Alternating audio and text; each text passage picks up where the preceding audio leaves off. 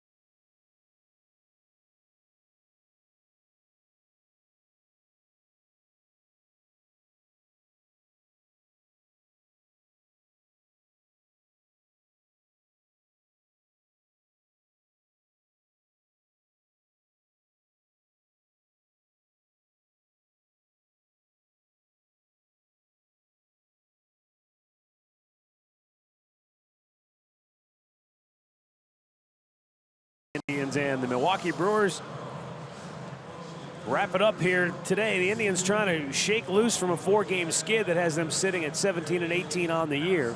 They still have a half-game lead over Minnesota in the AL Central. Milwaukee, meanwhile, at 21-15, sits tied atop the NL Central standings with their rivals, the St. Louis Cardinals. It will be a matchup today between Carlos Carrasco and Junior Guerra, as Cookie will hopefully give the Indians an opportunity to win today and even this series up. Let's go downstairs right now to Andre Knott. Thanks, boys. You know, it's been a tough road trip for the Indians, and I figure what better person to talk to about a tough road trip than Bob Uecker, or some of you back at home know him as Harry Doyle. And I thought I'd use one of Harry's great lines in the movie Major League, but I don't really think I can get away with using them on a TV program that's on at noon back at home. It's been a tough road trip for the Indians, but they've got Carlos Carrasco on the mound. And as my guy right here would tell everyone, he won't keep it a bit outside. He knows this is a big start to get the Indians home, to have another off day, and get ready to play some good baseball. But until then, can anybody find my way back down to my normal seat in Chicago? Okay, they give me a terrible seat. In New York, I got peanuts thrown at me. Here in Milwaukee, I'm literally in the front row. That is beautiful, Andre. There he is, Harry Doyle. Still going strong. He really is. He's a treat to be around, and he loves baseball, and certainly loves the Milwaukee Brewers. But there's a soft spot for the Cleveland Indians, too. Oh, yes, yeah. Let's check out now the Northern Ohio Hyundai starting pitcher, Junior Guerra, who is 2-2. He lost his last 2 starts, getting roughed up by Philadelphia in his last outing.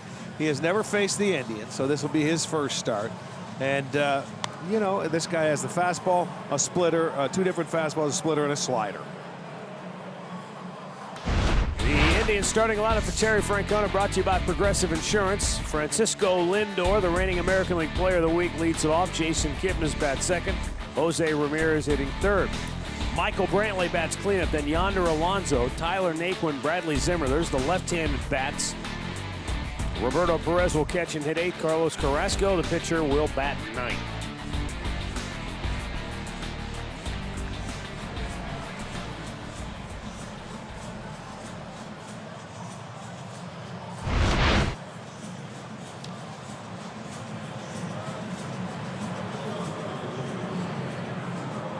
Just waiting for that last tick to get to 12:10, and we will have action.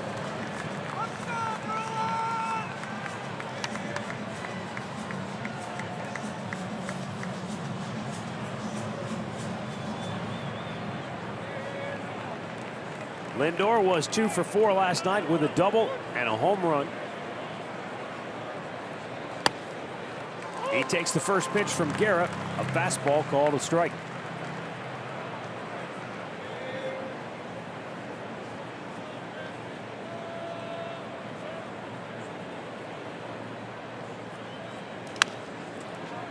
Fouls it off toward the Brewer dugout. Lindor in the hole, 0-2. Guerra was the Brewers' opening day starter last year. He went 1-4 in 14 starts, but he spent a couple of times on the disabled list last season. He had a right calf strain and a right shin contusion, so a couple of leg injuries that kept him out. Lindor will bat repair. Stands back in the hole, 0-2.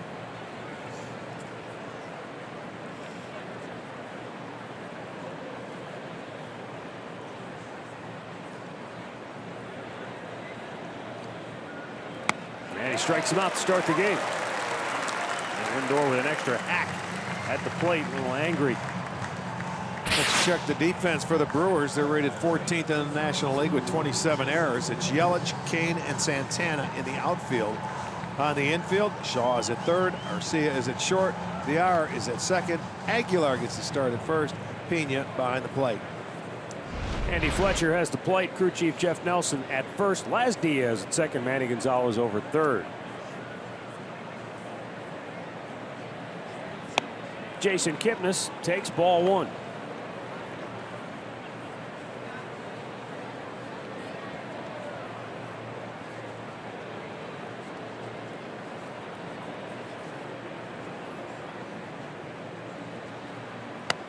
Baseball, as we know, is a game of streaks, ups and downs throughout the course of 6 months. But right now in the AL Central, not a single team over 500. Minnesota has won 5 in a row to get to within a half game of the Indians, who've dropped 4 straight. Kipnis bangs a base hit into left field. That snaps an 0 for 16 slump for him. And the Indians have a 1-out base runner here in the first. You just get that pitch away and you take it that way. A little too simmer. You see it's breaking off the end. It's not a bad pitch. It was elevated a little bit where he could take it to left field, so he takes his base hit. 1-out single for Kipnis. And that'll bring up Jose Ramirez.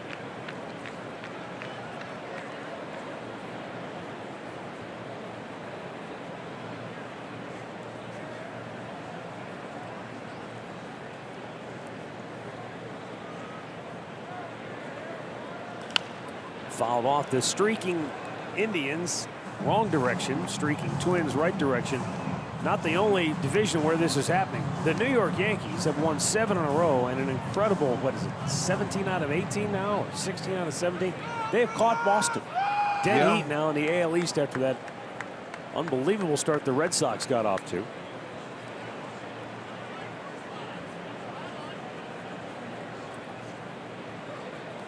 Swing and a miss. It's 0-2. Yeah, those first 2 weeks, you know, when you start out and you get off to such a hot start, people think you're going to run away with everything. Everything seems to even out, come back to the pack.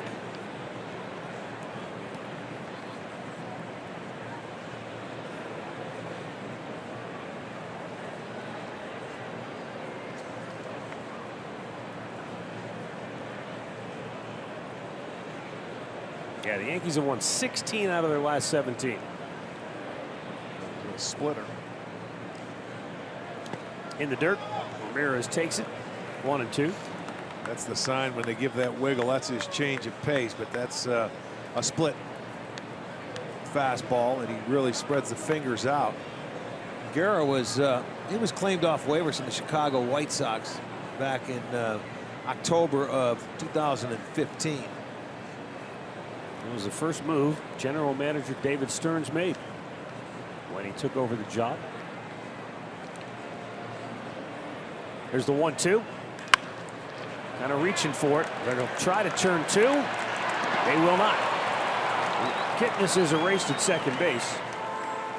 Ramirez safe at first on the fielder's choice. Storylines today brought to you by Wayside Furniture. Francisco Lindor and Jose Ramirez. As we told you at the top of the telecast, they have both been swinging the bat well, but they need some help. And Carlos Carrasco looking to maintain that road dominance. Michael Brantley has suddenly slipped into an offensive slump. 0 for his last 13.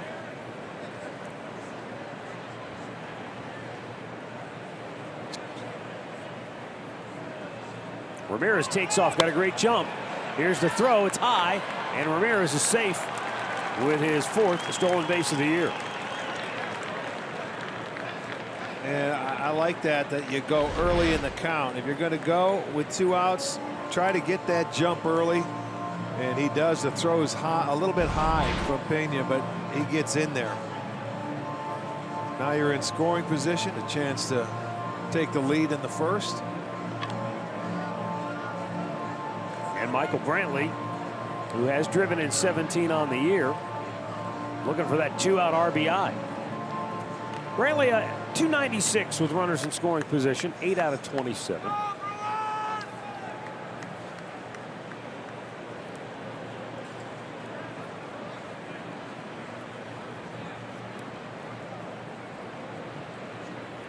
Funny, it wasn't all that long ago we were talking about the fact that the Indians were below 500 as a team with runners in scoring position. It was on that last homestand. Then they caught fire, batting .236 as a team now. Yeah, they had that one really good series that they got a boatload of hits with runners in scoring position. Texas Series, correct. It comes and it goes. Throw back to second. Ramirez smartly went to the backside of the bag, and they couldn't get the tag on him.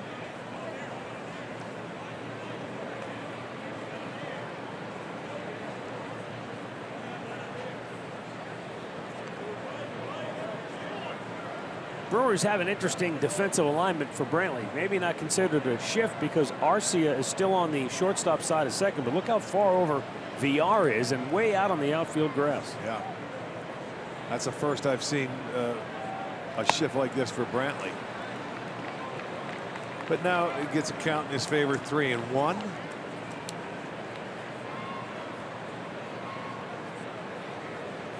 Looks like Guerra being a little extra careful here to Brantley.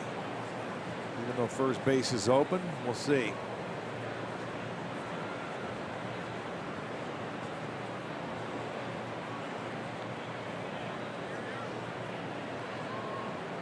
Way outside, ball 4. And so perhaps with first base open, Guerra just, once he fell behind, didn't want to challenge Brantley, and he'll take his chances with Yonder Alonso, who, like Brantley, is searching for it offensively right now.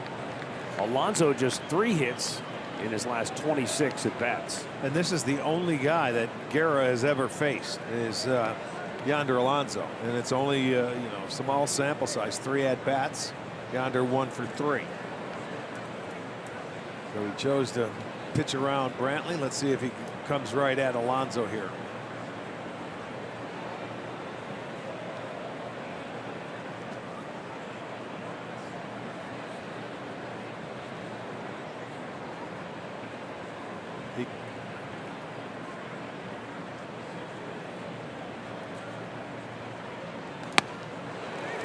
Threw the fastball by him, elevated just above the belt.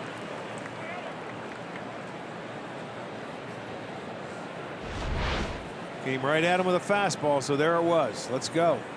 He got the 4-seam fastball, and that was a good pitch to hit.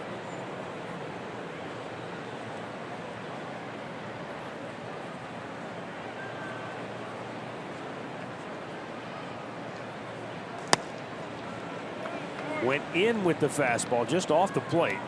Evens the count 1-1.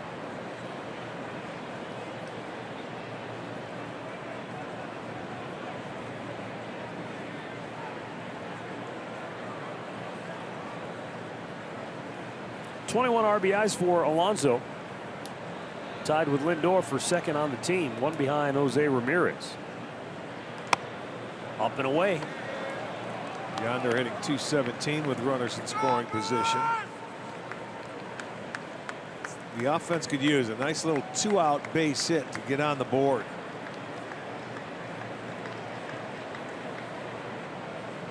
Behind in the count. Let's see if Guerra goes to that split.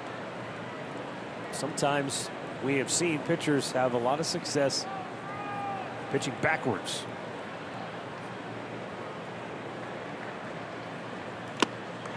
Helped him out. Fastball with some run. Yeah, it had very good movement on it. He thought he was going to get a 4-seamer because the first 2 pitches he saw were 4-seamers. But look at that, ball ends up over in the right-handed batter's box. But he got the swing and miss and evens a count at 2-2.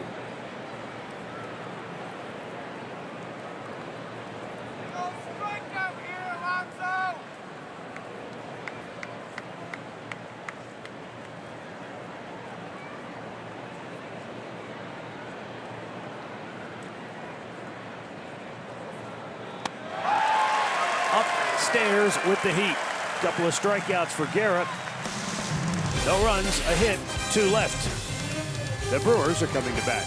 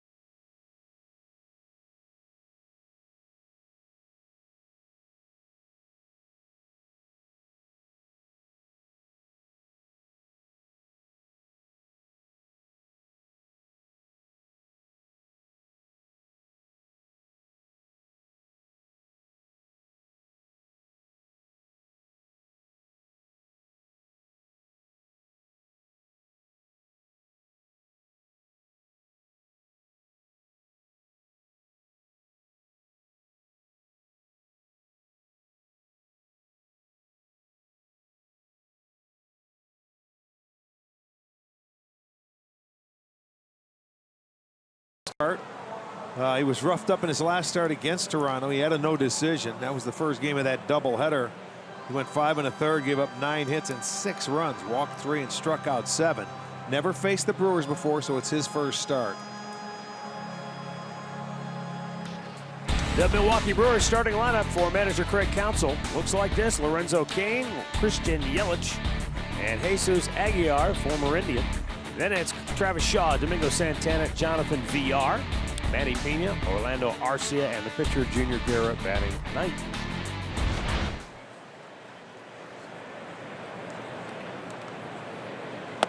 Lorenzo Cain looks at a low fastball. Cain 1 for 4 last night, but overall in the month of May, he's had a tough time gaining traction, just 3 out of 20.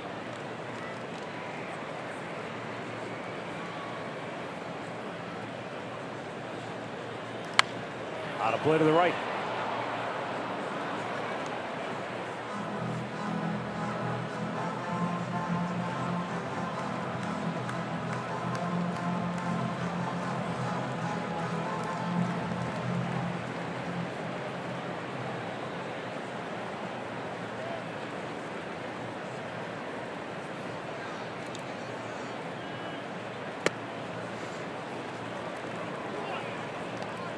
This is Carlos's 4th start on the road.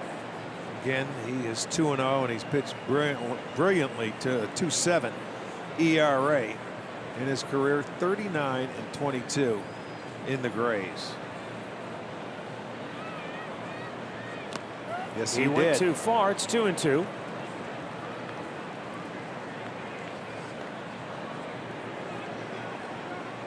The home and road splits for Carrasco. Hard to believe how distinctly different those ERA numbers are. Yeah, much different.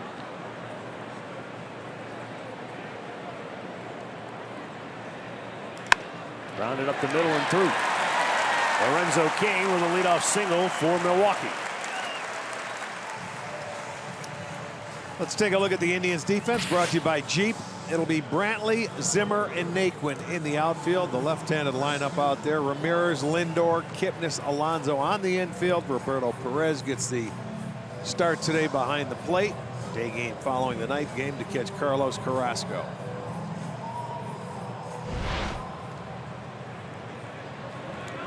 Cookie had a rough start to open the season out in Seattle. Then his next 5, he was brilliant. I mean, almost untouchable. His last 2 starts have been largely forgettable. So the question you have here today is which Carlos Carrasco shows up. Well, remember now, a couple of starts ago, they had mentioned that he had some back tightness. And in his last start, I remember him at that first pitch, he was about 94, 95. Today, that first pitch was about 90 miles an hour. Yeah. You know, so I don't know what to expect today. 1 ball, 1 strike. And I'll tell you what, it almost looks like his arm is in a different slot than normal. I watched him warm up, Matt, and it looked like it was a little lower. It looked like he was throwing across his body.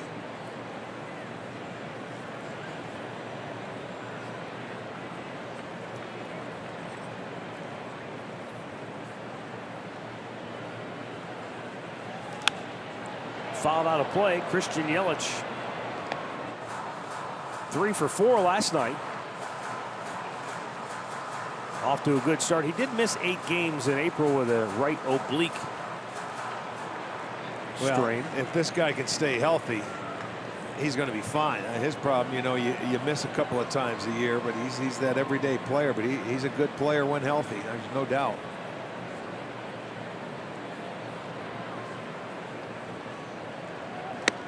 Chased one.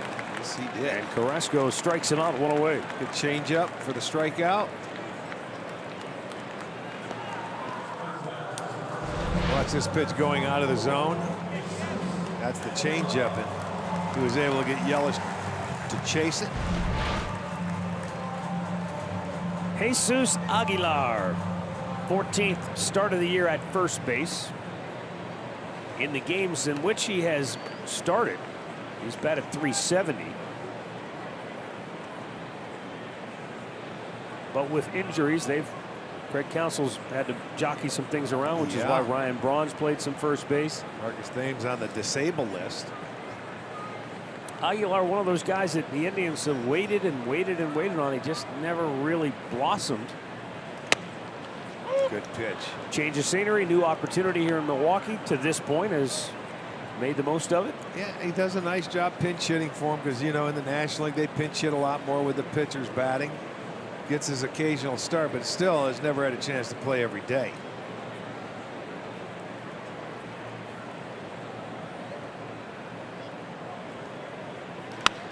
Sends a sky-high pop right field. Tyler Naquin makes the catch, 2 down.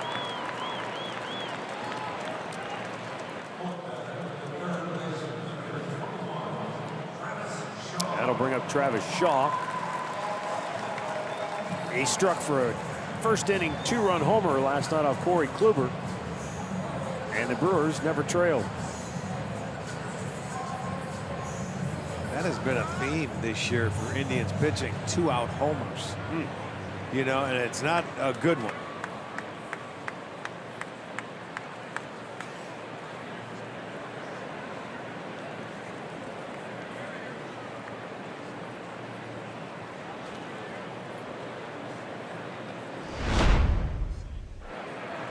There you'll see that was a breaking ball from Kluber. That it was sort of flat. Stayed out over the plate, but that was a quick 2 runs in the first. They added one more solo home run, and that was all they could get.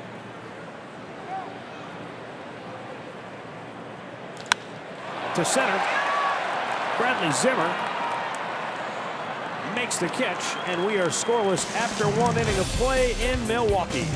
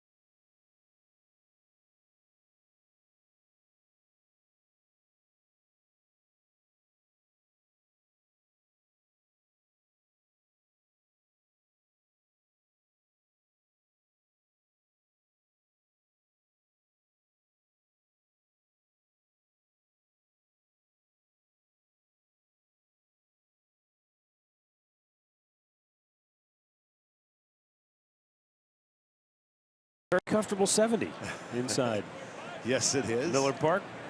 Raining throughout most of the morning. Tyler Naquin, Bradley Zimmer, Roberto Perez for the Indians.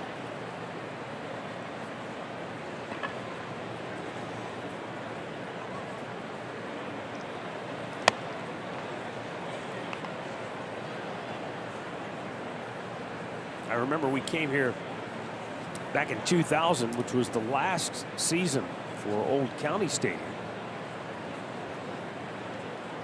And it was weird because County Stadium was located just next door, and it was kind of set down. Felt like you were about maybe 50 to 100 feet lower ground level than this ballpark. So you looked up outside of the left field fence, and there's this huge monstrosity of a ballpark that was still being constructed. Well, County Stadium looked much like old Cleveland Stadium did. Only smaller. Yeah, just a little bit smaller, absolutely.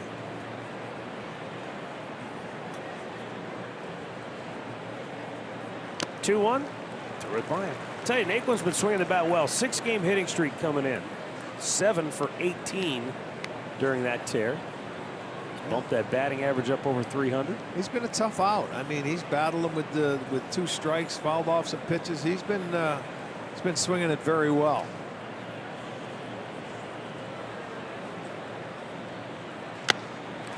Guerra's been throwing it by him, though, here in the early going. He has struck out 3 hitters, all swinging. Well, you look, that's a 4-seamer, and that was dead on the outside corner. Now, we've seen where he can throw one a little harder, and it's got some run to it. But that 4-seamer was straight, right on the outside edge, a good pitch, and he gets another strikeout. And now Bradley Zimmer.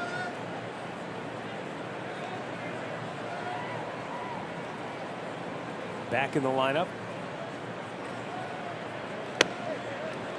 He missed the finale Sunday in New York. Off day Monday, did not play again last night. He crashed into that outfield wall in New York with a lot of force on Saturday afternoon.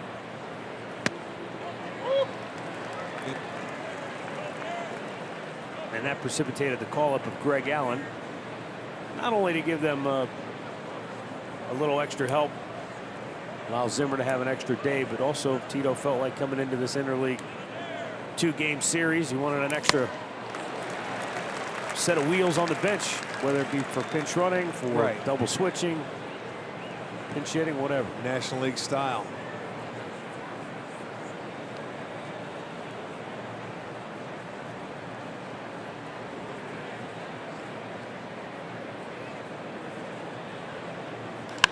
Zimmer clobbers one deep left. Back goes Yelich, and he makes the catch.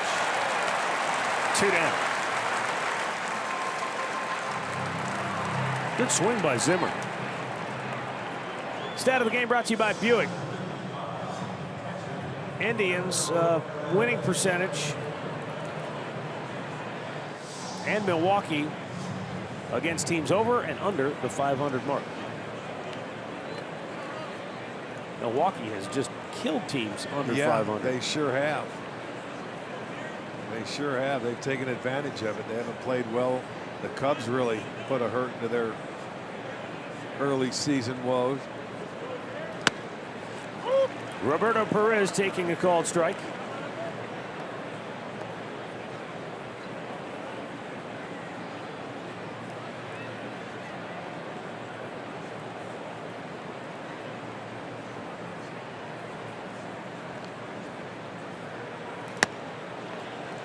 Up and away. 1 ball, 1 strike.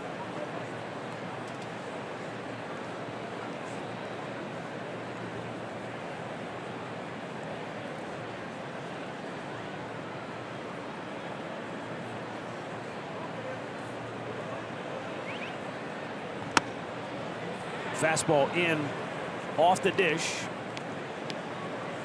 Count goes to 2-1.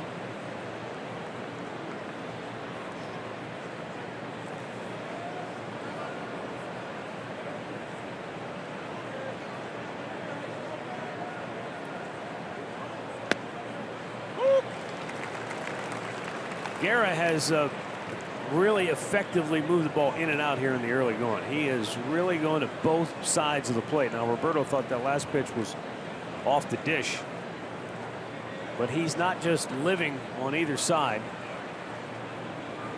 and that could pay big dividends for him as this game goes along. The 2-2 swung on and missed, struck him out.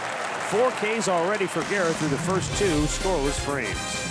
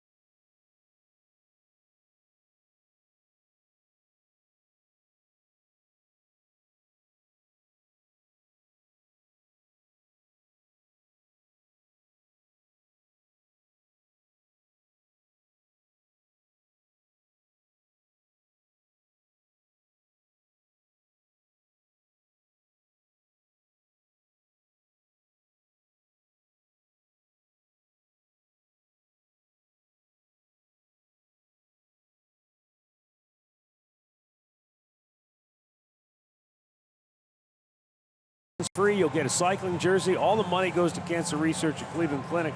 Log on to Velosano.org/Indians for details on how to join their team.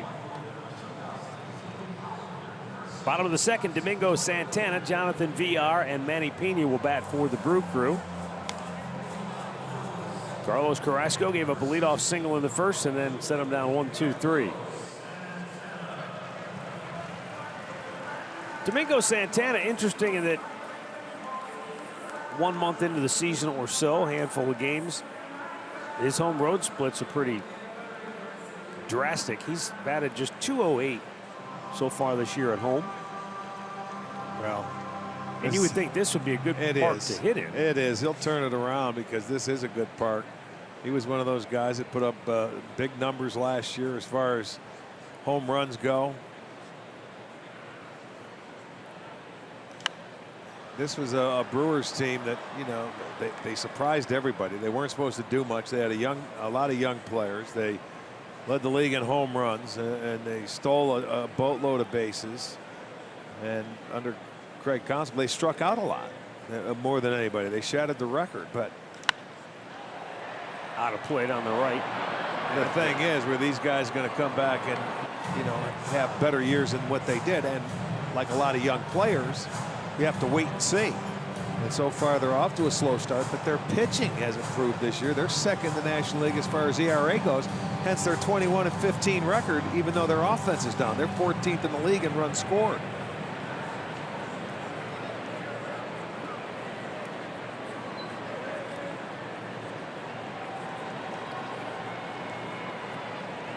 The 0-2.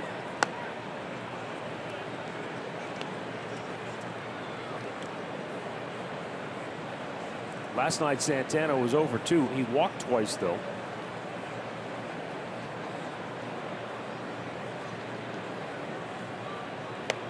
Down on strikes. He went swinging and could not contact the ball that time. Second strikeout for Carrasco. One down here in the second. Great slider.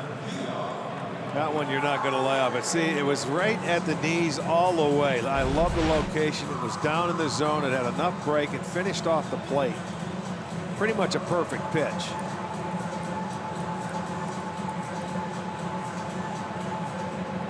Nick Franklin was called up yesterday for the Brewers, and he started at second base and was hurt in his third at bat going down the line, or was second at bat. And he was put on the DL today. Jonathan VR went into the game for him defensively. Today they called up Tyler Saladino, so he's on the bench. And that was after they had already sent Eric Sogard down because he was scuffling. Right. And how about their starter, Wade Miley? He comes out of the ball game. What was it? Second hitter of the game.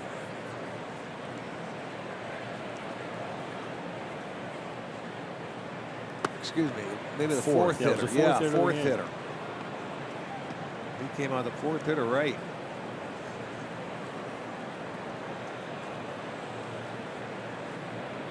After last night, they wish he would have stayed in. Maybe would have got some more off him than they did the bullpen. Funny how that works sometimes. You think, well, the starter's out of the game early.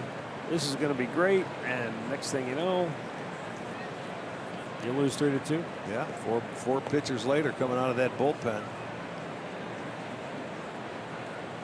Milwaukee did put Wade Miley on the disabled list. They called up Corey Knebel, so it gives them another arm in the bullpen.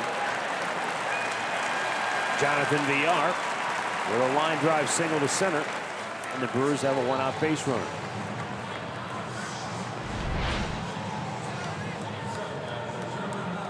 Changeup that he stayed on, and that ball might have stayed up a little bit, but VR slaps it into center field. Their second hit.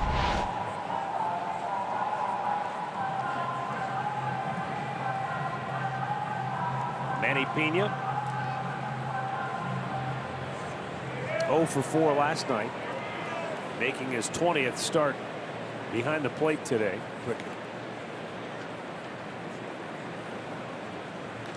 Rips it foul on the third base side. Turn that fastball around in a hurry.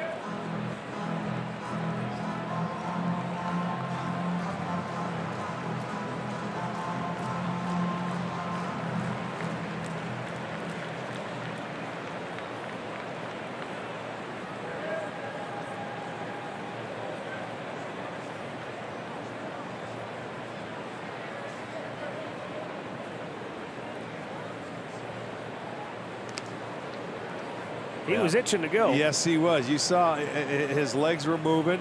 He's stolen 6 out of 7. So, you know, you're heading into the bottom part of the lineup. National League style ball, sometimes you got to try and get yourself in a scoring position.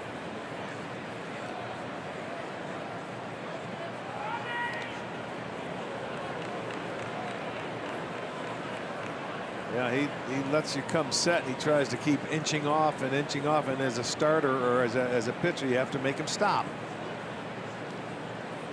For Carrasco, there have been 5 attempts to steal bases. They've been able to catch 1 out of those 5.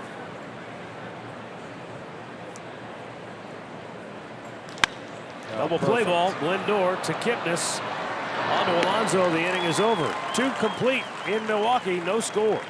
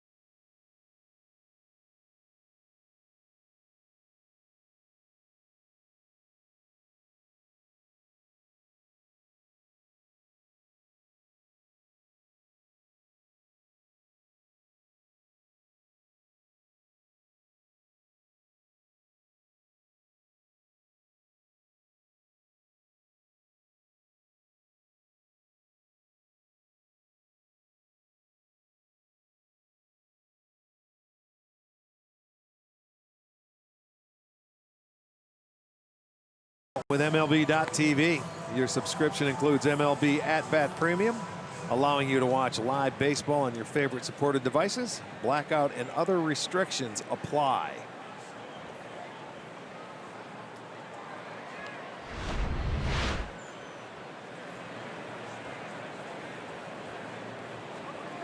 Carlos Carrasco will lead off for the Indians here in the 3rd.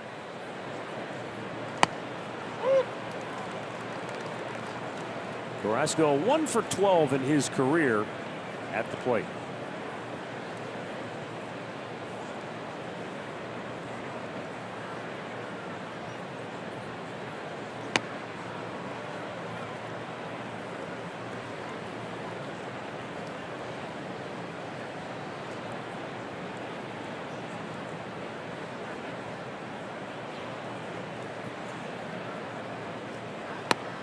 Cookie takes a hack, comes up empty.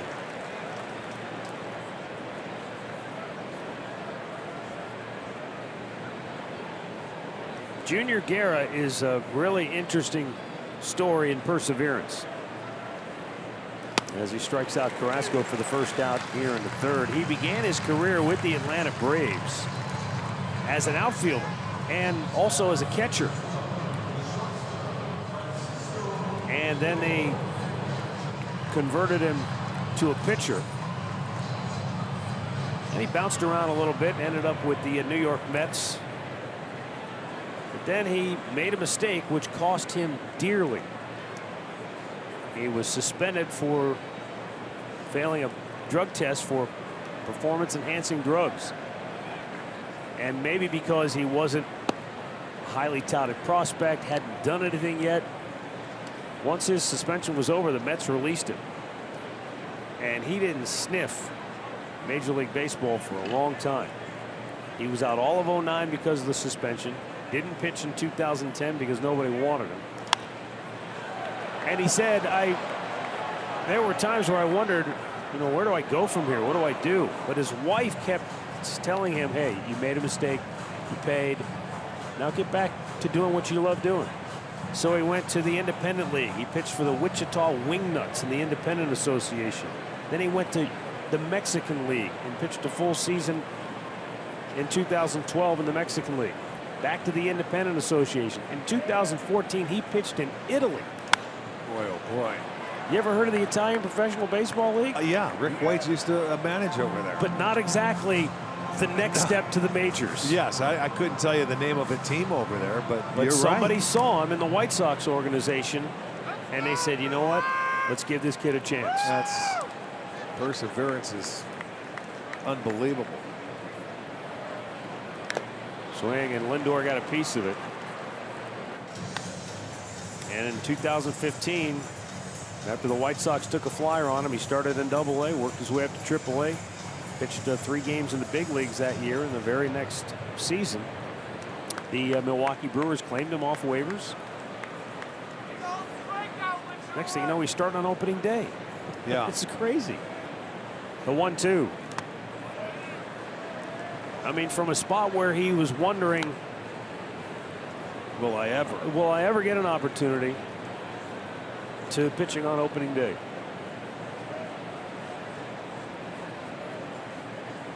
Well, you know, the thing of it is, when you do something like that, once you give up, you're probably never ever going to get the chance, but you may have to, you know, ride some hard roads to get back into it and prove that you're good enough and you're capable enough to pitch. Has to say something about your arm too, your rubber arm, because he is what, 33 years old. Yeah.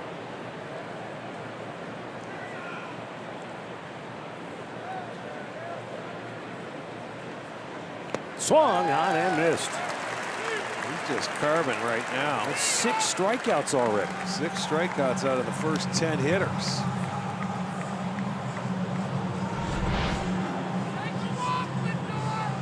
Looked like a splitter right there.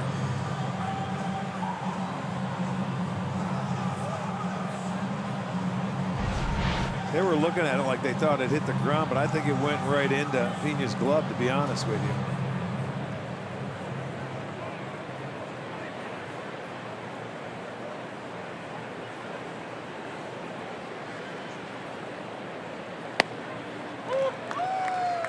Jason Kipnis has the only hit for the Indians so far today, an opposite field single to left in the first inning.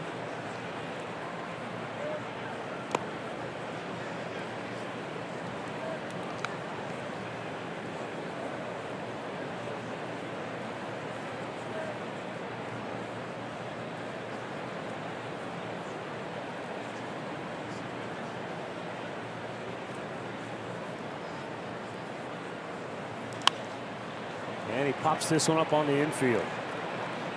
Arcia, the shortstop, makes the catch. The Indians go quietly here in the third. No score in Milwaukee.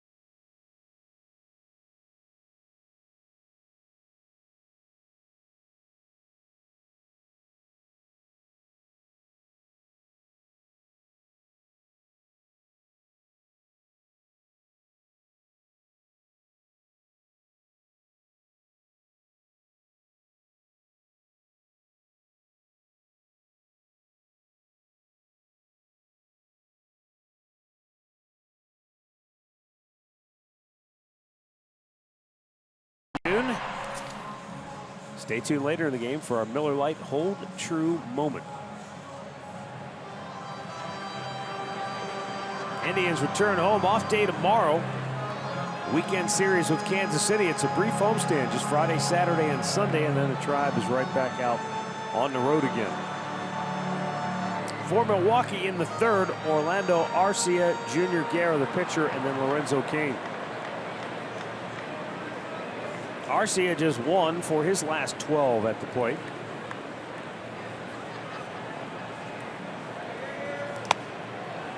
High fastball, 1-0.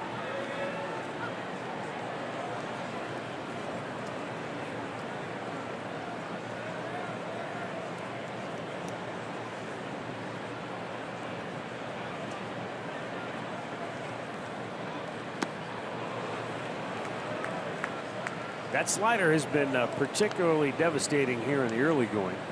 Yeah, it didn't look like he wanted much to do with that pitch right there. The heart was willing, but the hips were somewhere else. Absolutely. Towards the third base dugout again. 1-2. You can see we would see a steady dive. Look at that front foot coming off. Call that stepping in the bucket.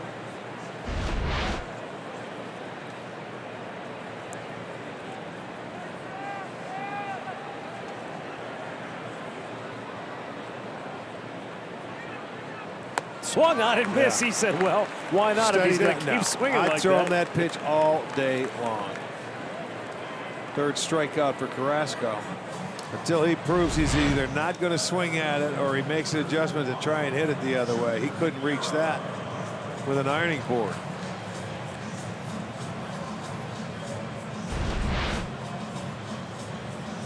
So 1 down for the pitcher, Junior Guerra. He's no automatic out. 8 for 59 in his career, a couple of doubles.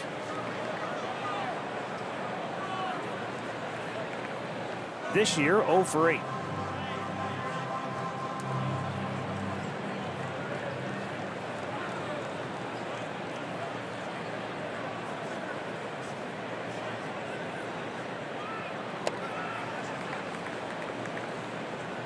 Carrasco said, here, you might as well feel like everybody else. Well, he had the high fastball inside on that last one that he fouled off, and then Carlos just said, okay, let's go back to the slider again. Fastball away, Guerra able to lay off.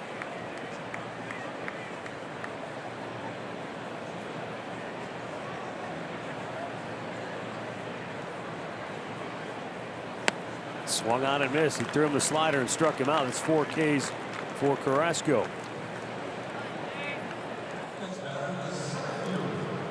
Injury report brought to you by the attorneys at Elk & Elk.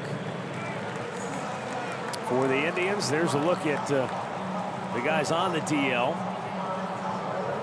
And really, it seems like the closest one to being ready to return is Andrew Miller. Let's go down to Andre for an update. Let's get some good news going here. Andrew Miller should be activated and ready to go Friday when the Indians are back at home. He's going to go through a test tomorrow back at Progressive Field to test the strength in his leg, that he has a hamstring injury. He said he should be fine and good to go.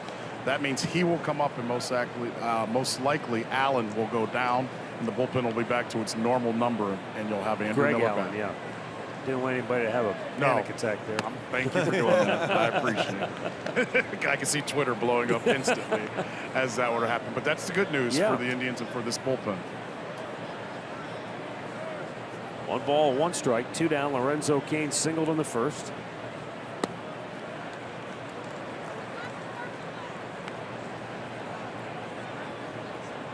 Cain had pretty good success against Carrasco. 11 for 32, now 12 for 33.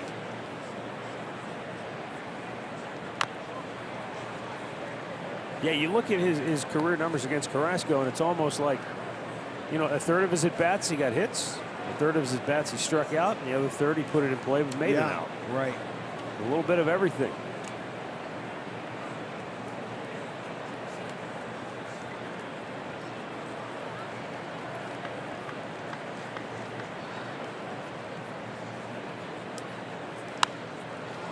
He was leaning back on that pitch, but fouled it out of play.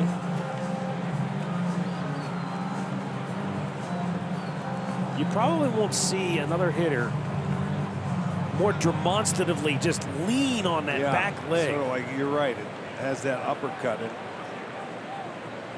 If it's the right speed and he's got that right, and you find that right groove, he could hit it. But I mean, a lot of times he'll top balls.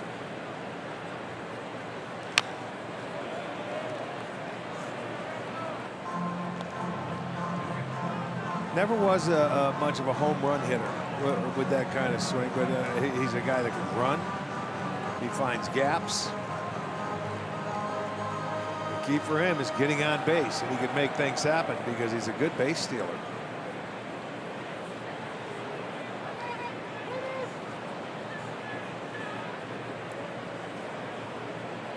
He ran everything down on the outfield for years in Kansas City. And that's a big outfield, folks. That's about as big as they come.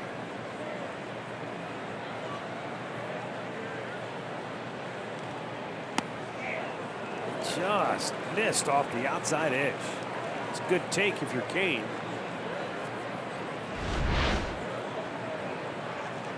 Yeah, you're expecting those guys to swing at pitches like that, but good hitters lay off of it. Payoff pitch. Swung on and missed. He came right back with it, but he put that one on the plate. He forced him to have to swing, and he couldn't catch up to the heat. Carrasco strikes out the side. He's fanned 5 in 3 scoreless innings of work.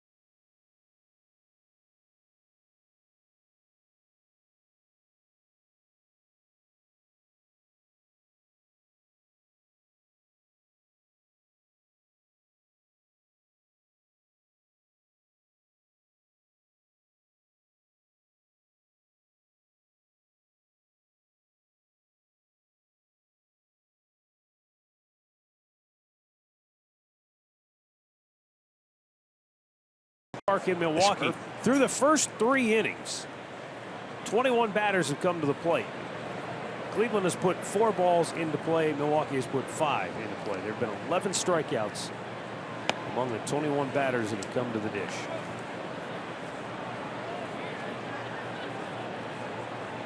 Jose Ramirez, a fielder's choice, did steal a base in that first inning, but stranded at second.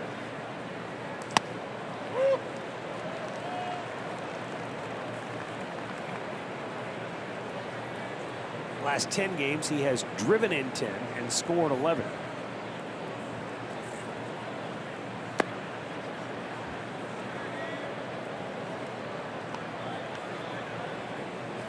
Yeah, when you think of the start that he had to begin the season, you know, he was buried there for a while, but it goes to show you continue to put up multi-hit games and you hit a 3-week stretch where you're back to your consistent self. He's already back up to about the 285 mark. Yeah.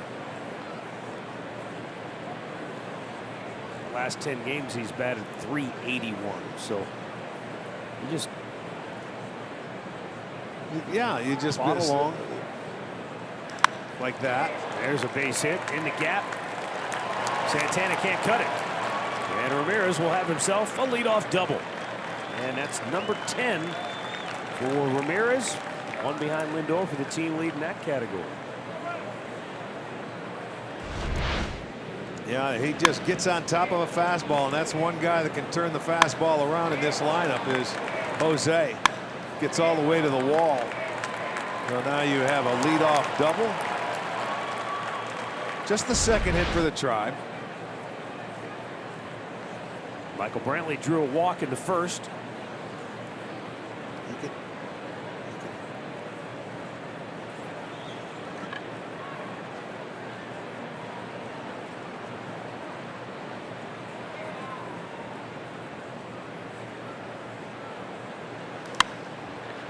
Lifts it foul out of play to the left.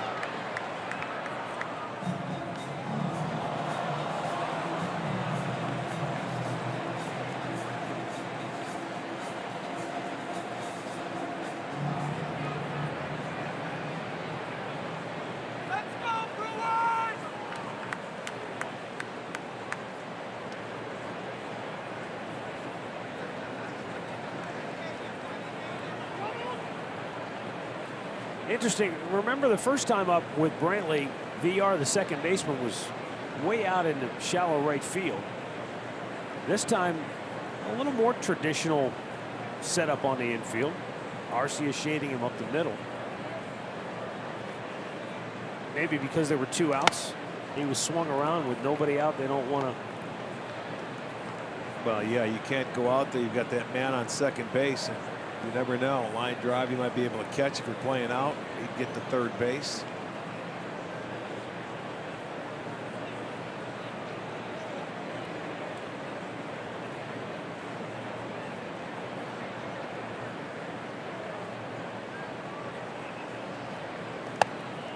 Up high with the 2-1. But he's going to make you throw strikes. Right now, the best 2 pitches I'm seeing Garrett throw is his 4-seam fastball and the splitter. We've seen a couple attempts at a slider. His slider doesn't do much, but he does have the 2-seamer. He can run away from you and try and get it off the plate. But to me, the one pitch you throw out would be the slider that you're not going to see much of.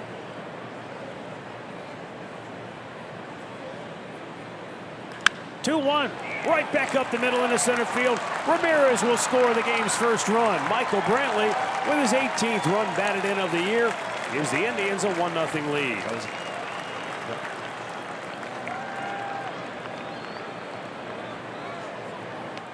Just takes it right back up the gut. And I mean, that's a splitter that stayed up a little bit for Michael, and he just takes it right back up. You're right. He didn't try to pull it. Stayed to the big part of the field. It gets through. You get him over, and you get him in. So the Indians are playing from in front. Back-to-back hits to open the 4th inning. Now Yonder Alonso.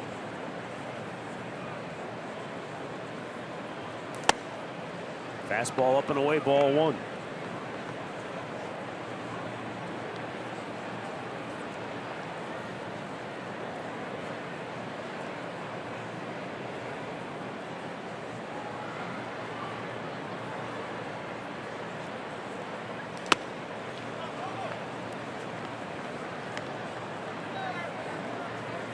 Now with the 2-0 count, Shaw goes all the way from third base over into the hole at second, and they move Arcia back over to the shortstop side.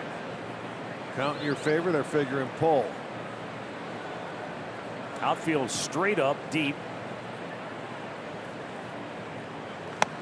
And that's exactly what he tried to do, was pull it.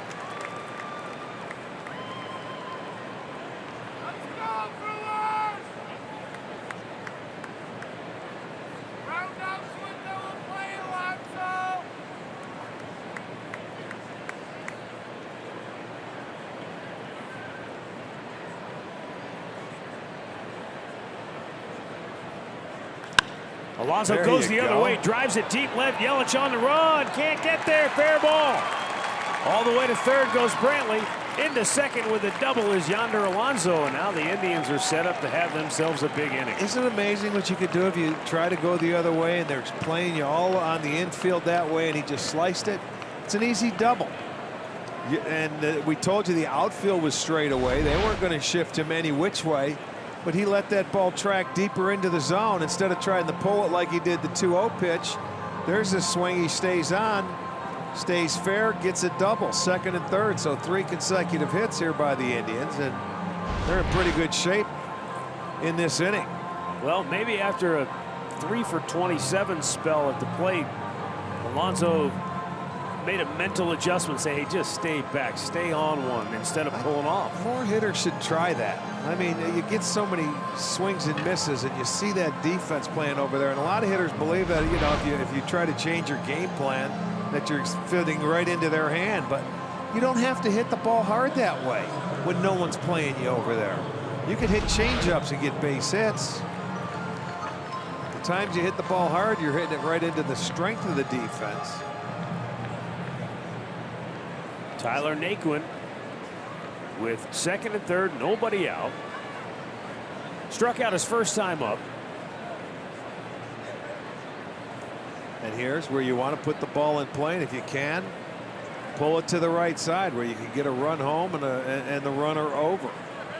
Infield part way in. Yeah, they're sort of playing mid, you know, middle of the infield right there, to where if it's hit hard enough, they could come home if they wanted to. But it's just a matter now of trying to put it in play.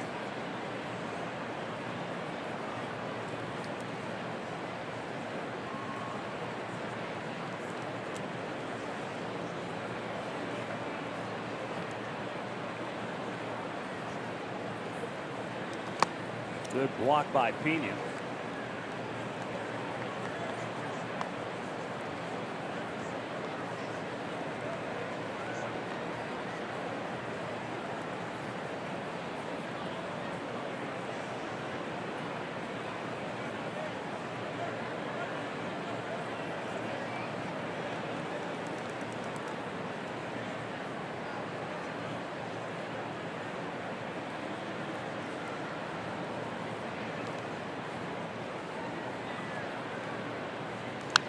Oh, he had one to hit there. 95 right down the middle of the dish.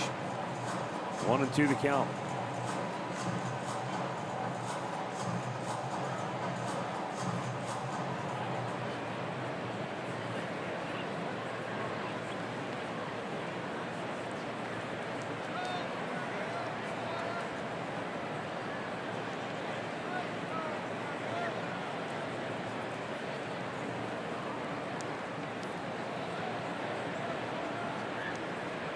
Wants it up, and Tyler got a piece of it. Pena couldn't hold it, so he stays alive. Yeah, that's a break right there for Tyler.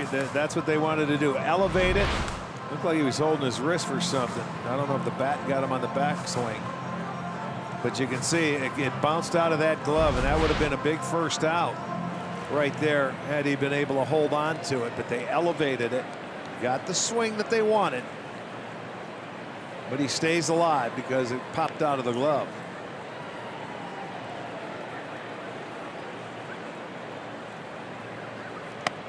Up and away, 2-2.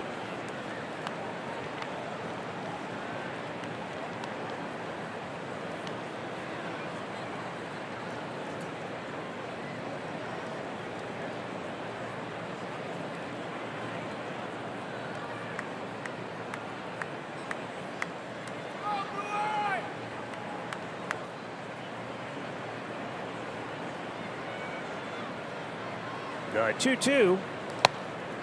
Upstairs again, full count. So Naquin showing good patience here on those high fastballs to lay off after he fouled one of them off to stay alive. This is the toughest spot, I think, for a hitter because first base is open, so he doesn't have to give in to you. No, he doesn't, but you're going to want to get your job done and that guy in from third base, so you might expand your strike zone a little bit to try and get him in.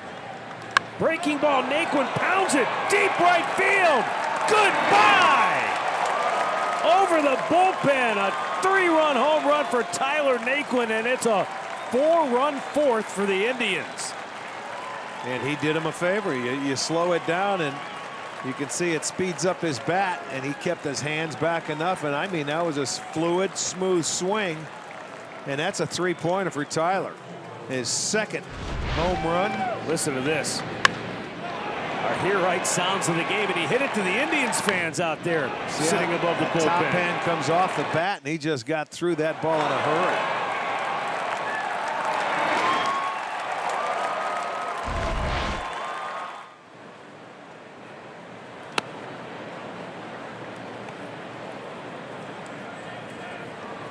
This game is crazy sometimes, how momentum can shift like a running back in the open field. This guy was mowing him down. He had struck out 6 in 3 scoreless innings.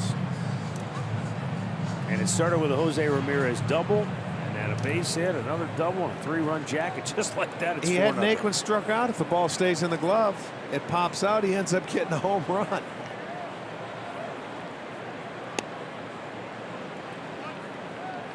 Now we see it so many times. You give a good hitter an extra strike, or a team, a good team, an extra out with a defensive miscue, and more times than not, they make you pay for it. And I'm not blaming the catcher where you have to hold on to it. That just happens where the ball just seems to come right out of the glove on a foul tip. That's just luck if it stays. It's a real fine line when you're going good, and Tyler has been going good. We talked about it. He now has a 7-game hitting streak. You know, things like that happen. You get that extra break. Baseball gods are with you in that at bat.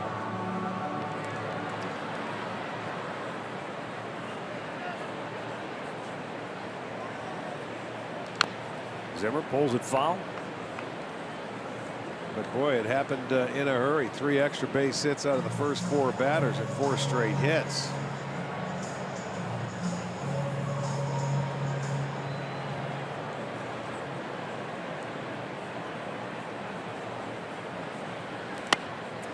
Up and away with that fastball. Another full count.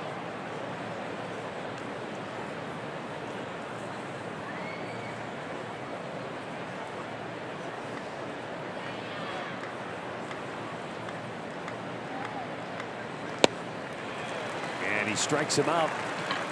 His 7th of the afternoon. 1 down. Take a peek at that. 418 feet, man. A nice short, quick swing through the baseball, exiting at 105, traveling 418 feet.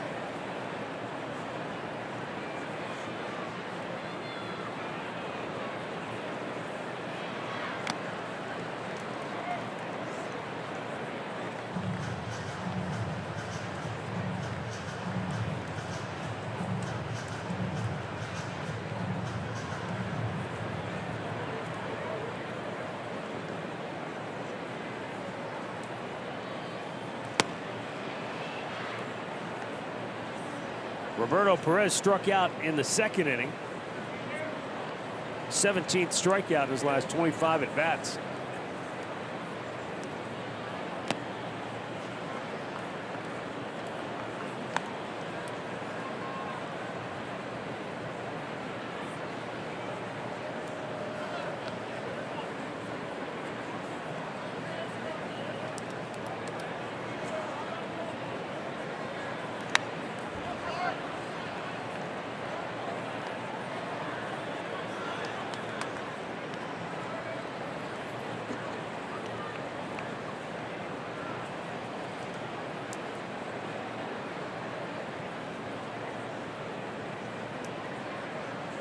Stunned crowd here at Miller Park after a 4-run inning from the Indians.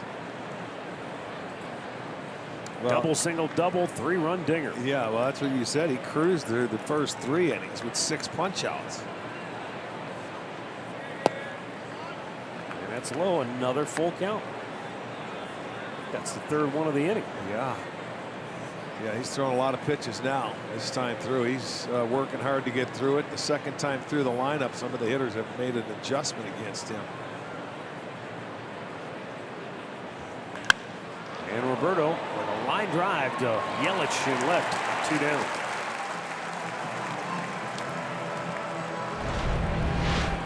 Well, the Indians and the Kansas City Royals square off on Friday night at Progressive Field. Our coverage will begin with Indians live at 6:30. First pitch just after 7 on Sports Time Ohio. Trevor Bauer, Jason Hamill, the matchup. Dollar Dog Night, first one of the year. Bring your appetites. Let's have some fun. And don't forget your district tickets for $15. You can get those online at Indians.com/district ticket. Presented by Sports Time Ohio. First drinks on us.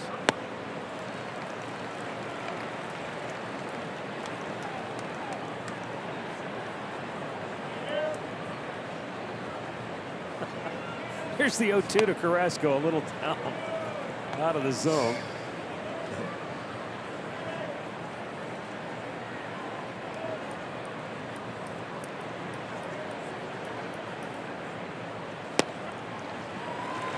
That'll end the inning. 8 strikeouts for Junior Guerra.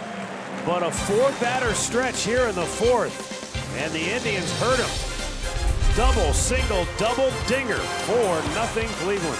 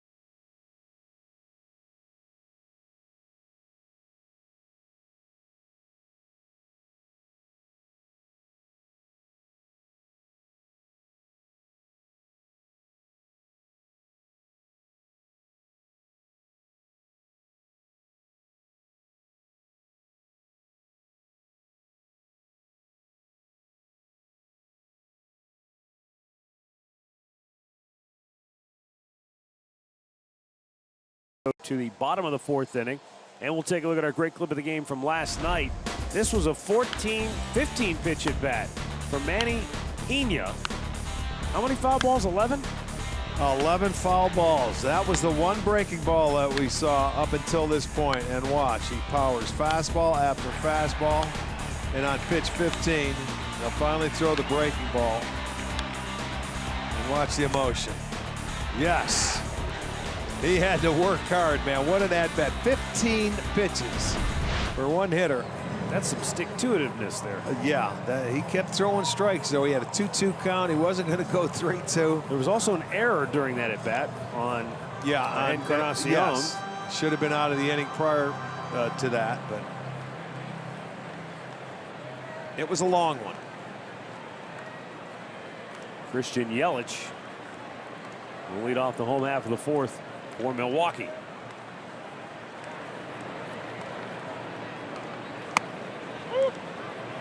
Looks at a fastball for strike 1.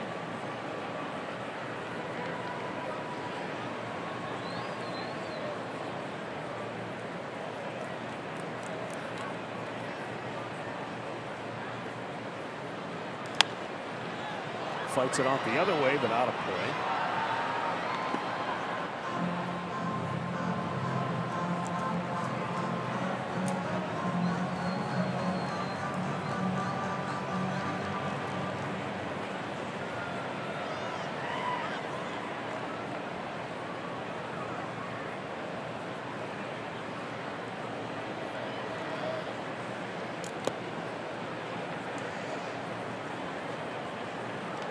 Down in a ball, 2 strikes. He was able to get Yelich the first time on a changeup going down and away. So this time he starts that slider off and tried to go the different direction to see if he would swing over the top, but he did not. Maybe coming back with it here. It did, and he struck him out with it. Yes, he did. Stay with it, and he did. That's 6 strikeouts. When you look at the strikeouts tonight from Carrasco, there's the changeup. That's the first one off Yelich. Then you're going to see a bunch of nice sliders to the right-handers, and that's that pitch when it's on, it's about as tough as you can get. Then he gets the heater past Kane on the outside corner. So, and there's Yelich for all 6. And now Jesus Aguilar fly to right in the first. High Cheddar can't catch up to that.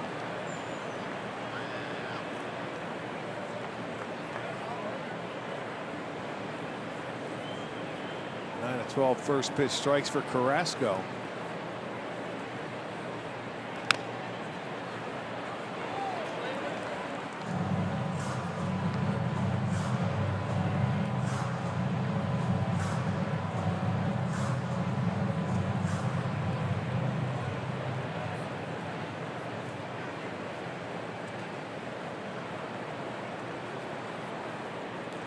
He waves at it, strikes out.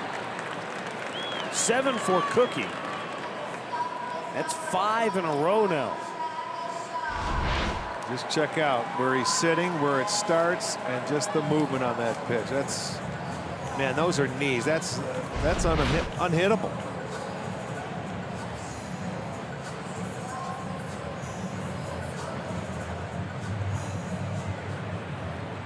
Brings up Travis Shaw, who flied to center in the first inning.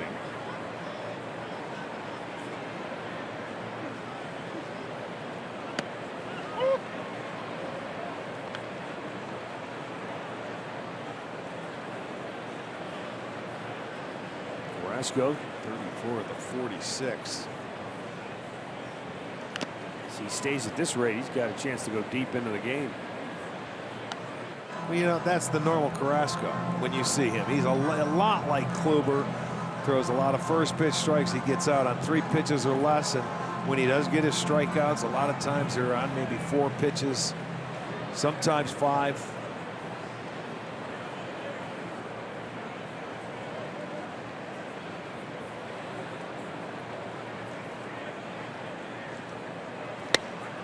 Out looking. 6 straight strikeouts for Carlos Carrasco. He's now punched out 8 on the afternoon, and through 4. It's the Indians 4, the Brewers nothing.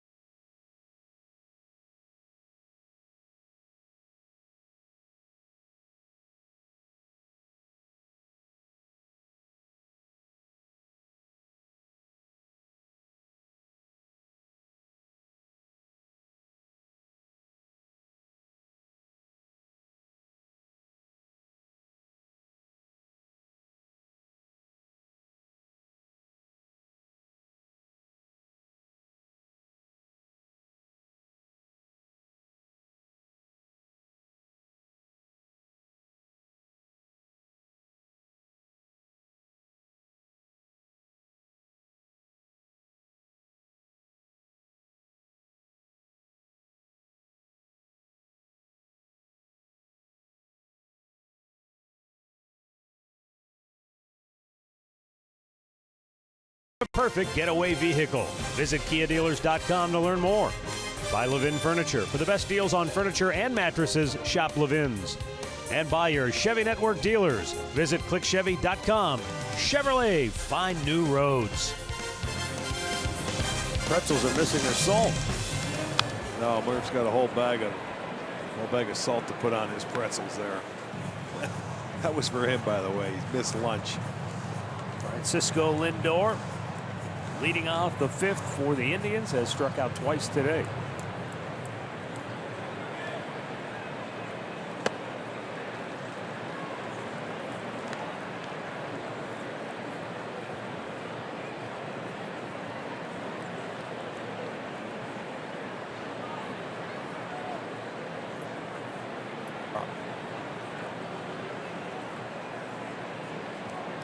Threw the bat at it.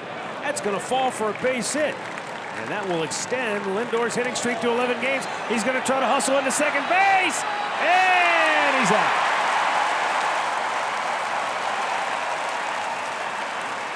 He saw Kane rather lackadaisically going after the ball. He thinks he's safe, by the way. You know what? I think he came off the bag, though, and he applied the tag. That hand might have got in quickly, but see him come off? Let's see if he tagged him, though. Let's see where the hand is and if the glove's any. He was safe there.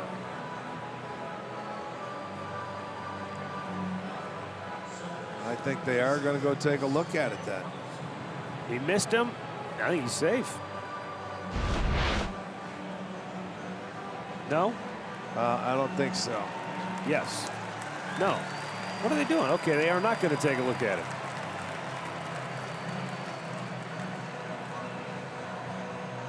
I thought he was in there. It's a heck of a lot closer than what you think, because here comes a throw. I think his hand got in there. Now he thinks he tagged him there before that finger got to the back corner of the bag on that forearm. That's my guess.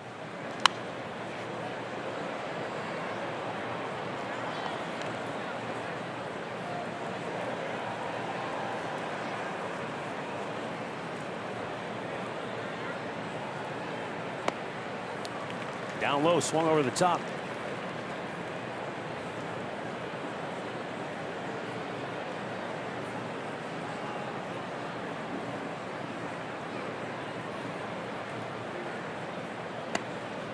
Getting this out looking. 9 strikeouts for Guerra.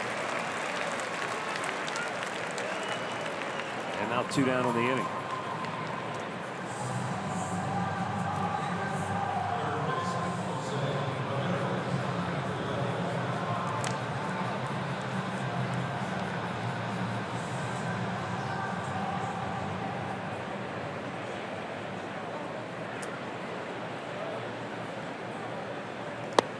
Low.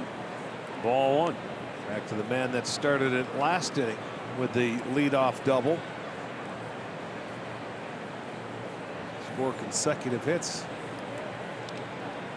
to give the Indians a 4-0 lead.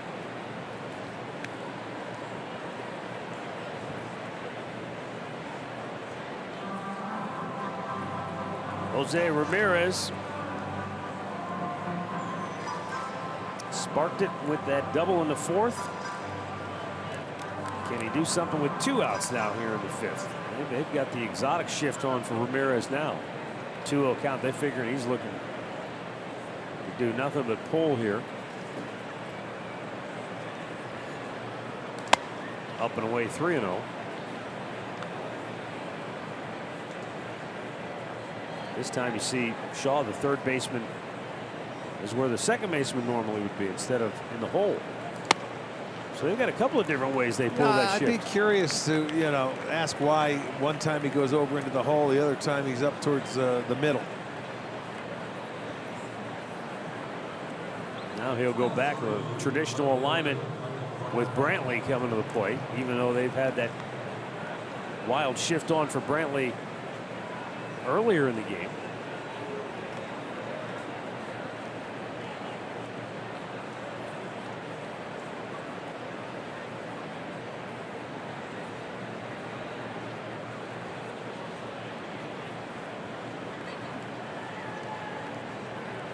Ramirez with a big jump, and he's safe again. His second steal of the game.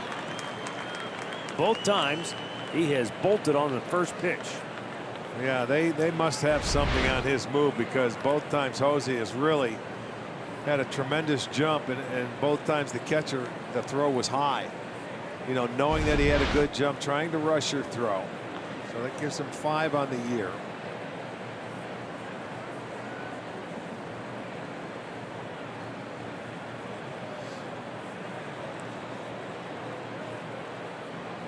Just now getting some action in the Milwaukee bullpen. You know, and the nice thing both times is when Brantley was hitting. So he went from first into scoring position to give Michael an opportunity both times.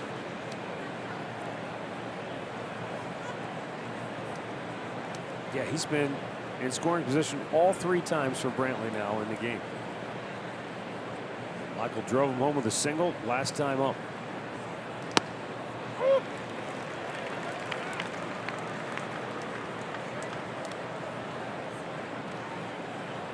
Jacob Barnes getting loose. Figure this is probably Guerra's last inning regardless, as he closes in on 100 pitches.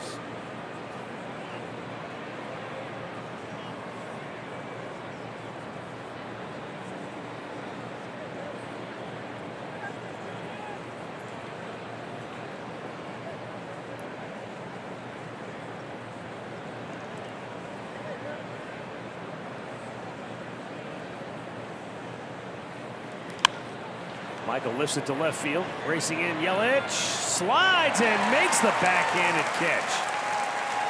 Degree of difficulty really escalated the way he went into that slide, but he hangs on. Caught it in the heel.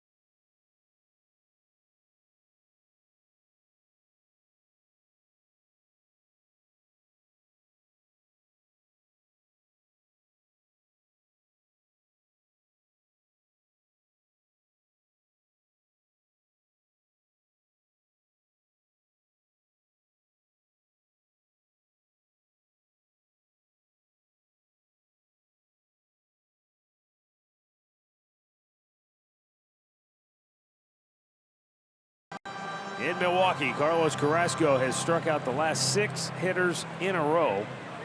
1 off the club record set by Corey Kluber 4 seasons ago in a game against the White Sox.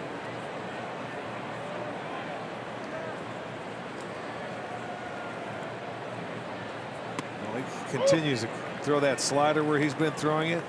He's got a chance to keep it going, because he's thrown some beautiful pitches today. Domingo Santana went down swinging in the 2nd inning. He's 0-2 on that slider.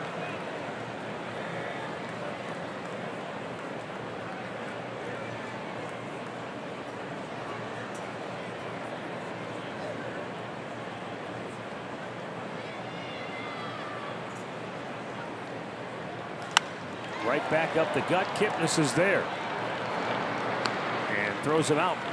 1 away. He's locked in like we saw him a few years ago in Tampa when he almost threw the no-hitter. Yeah. I mean, right there, he just buzzed the fastball in, figuring that he would look for it. You get the 3-pitch out.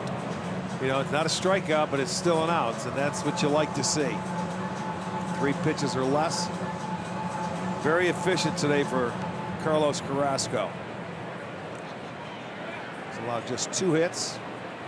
A leadoff single to Kane in the first. A 1-out single to Villar in the second.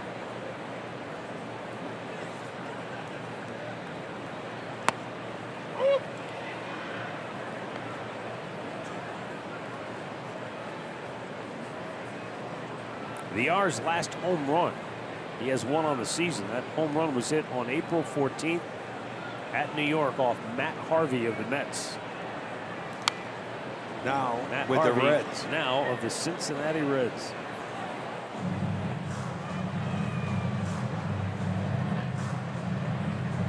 I don't know how the money portion of that deal breaks down, but you can hardly blame Cincinnati for taking a flyer on him. At 9-27, they need all the help they can get, especially, I would think, where pitching is concerned. The 0-2.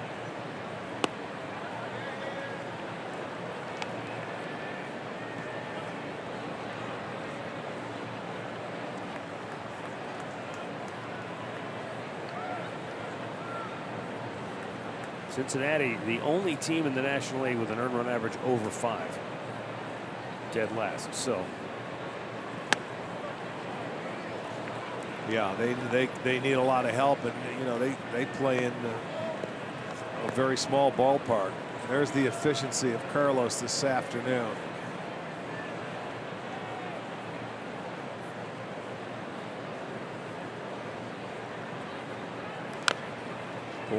pulled it foul.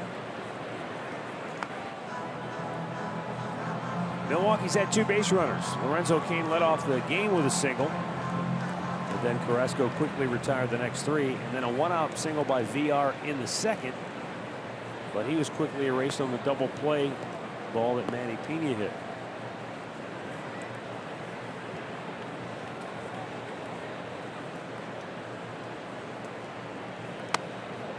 Just missed outside. And the count goes full.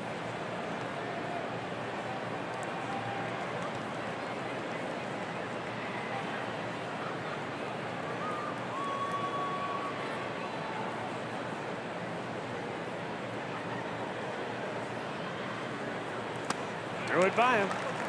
And Carlos Carrasco has struck out 9 on the afternoon. And he's retired 8 straight. Well, there you're going to go see a fastball. He says, let's go. 93 miles an hour. Season high strikeouts for Carlos. He had 7 a couple of times, but he has 9 today. And right now, he is in command of this ball game.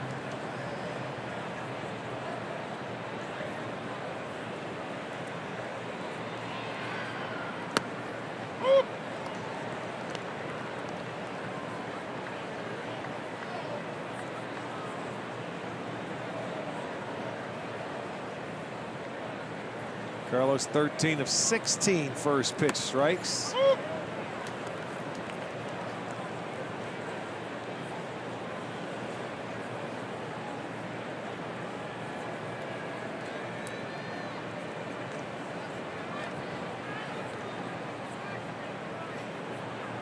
Swung on and missed. Manny Pena goes fishing, comes up empty. Carrasco has struck out 10 and has retired 10 in a row.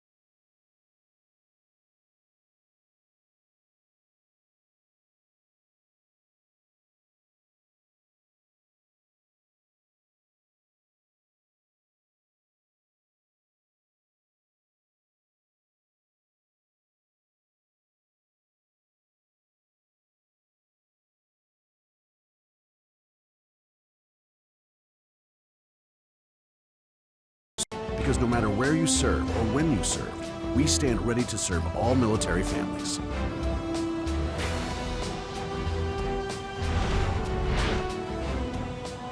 Cleveland Clinic call to the bullpen has been made by Craig Counsell. He goes to Jacob Barnes in the 6th inning. Junior Guerra, the Milwaukee starter today, went 5 innings, allowing 4 runs on 6 hits, walked 2, struck out 9. But after 99 pitches, his day comes to an end.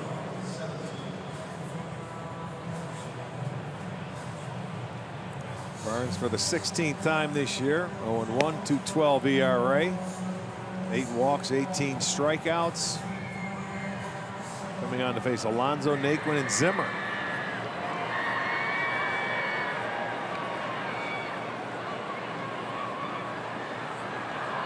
Barnes, 27 years old, 14th round pick back in 2011.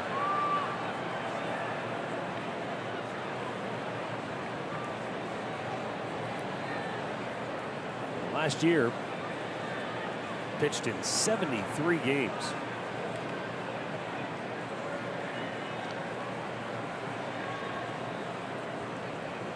Yonder Alonso, an opposite field double. His last time up. Takes down and in. I look and it's more of a straight up defense this time for Alonso.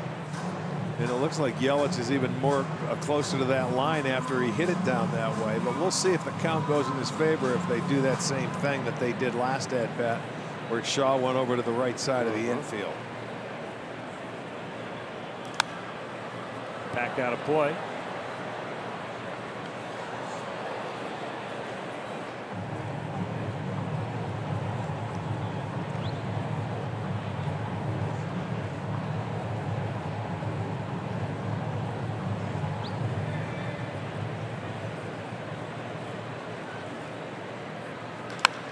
Alonso with a line drive single into right field.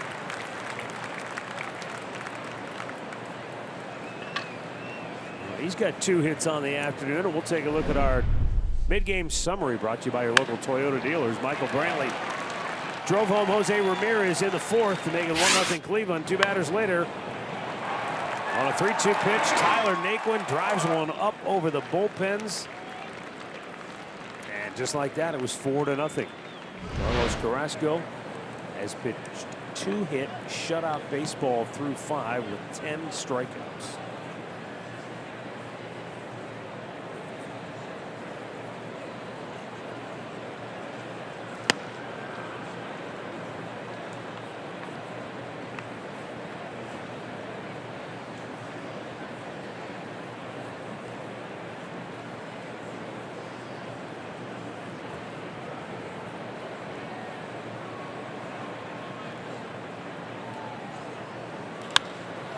And he's got another base hit. Naquin drives one right up the middle. Alonso stops at second. Tyler Naquin stays locked in right now at the plate. That gives him, what, 9 hits in his last 21 at-bats. Well, watch how free and easy it is down in the zone, where he just drops the head of the bat and makes it look so easy because he's a very good low ball hitter. That was a breaking ball taken right back up the middle. Tyler now 2 of the 8 hits for the Tribe. Alonso has a pair. So here you go again. The first 2 men aboard. The inning set up for the bottom part of the lineup.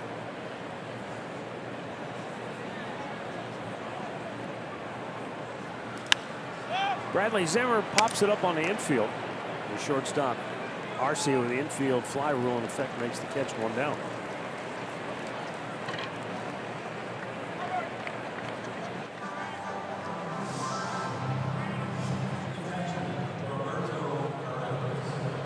Bring up Roberto Perez.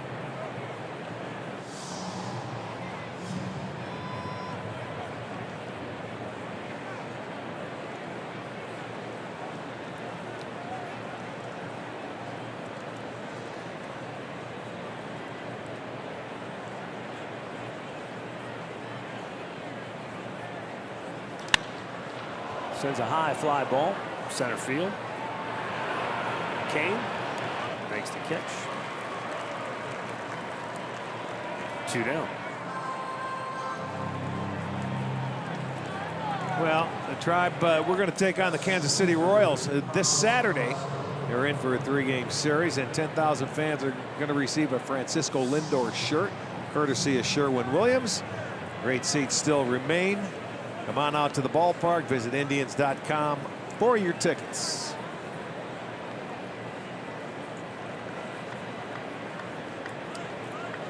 Well, let's see if Carlos Carrasco can help his own cause, as they say. He's 0 for 2, struck out twice. And looks at a pitch down and away for ball 1.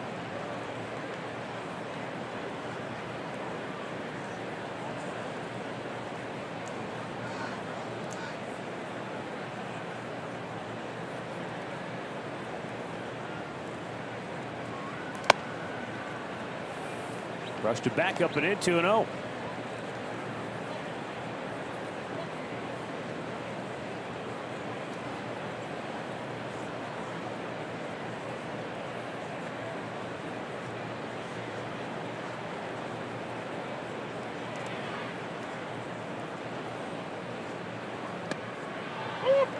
Called a strike.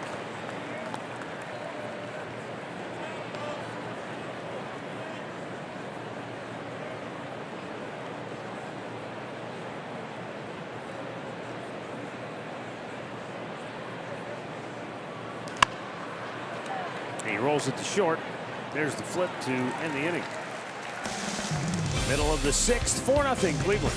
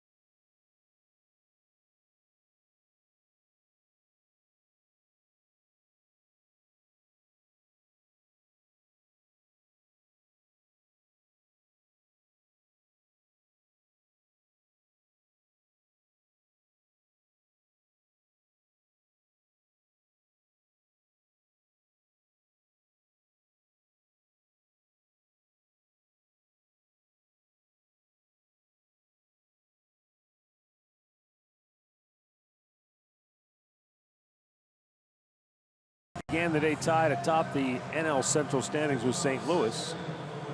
But so far, Carlos Carrasco has put their bats into deep freeze, has struck out a season-high 10.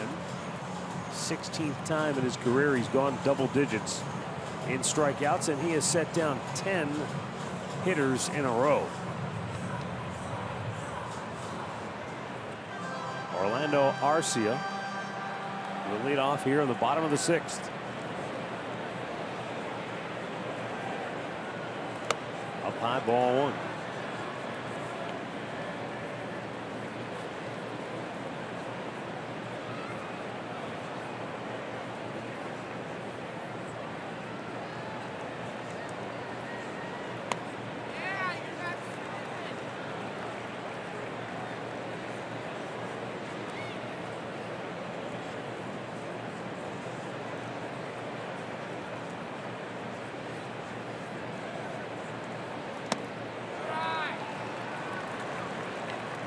a sudden, Carrasco's 3-0.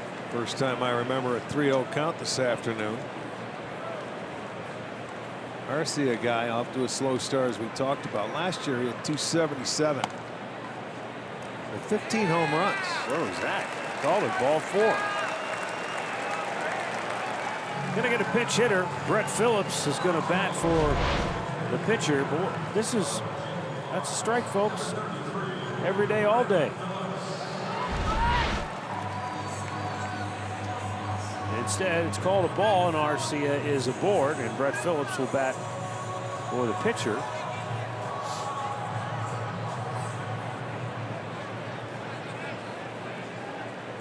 In that pinch hitting role, Phillips is 1 out of 2, but overall, just 2 for 12 at the plate. Yeah, that one hit came last night in a pinch hitting appearance.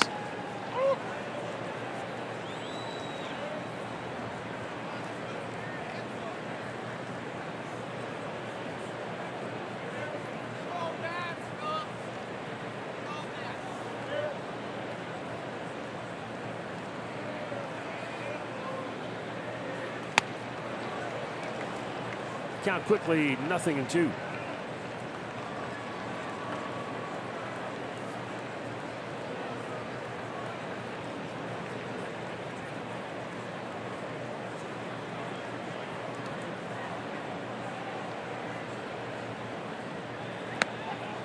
And Phillips is out on 3 pitches. Well, that was quick work. He was sitting over on that bench watching them all game and watching his fellow teammates go down, and it only took him 3.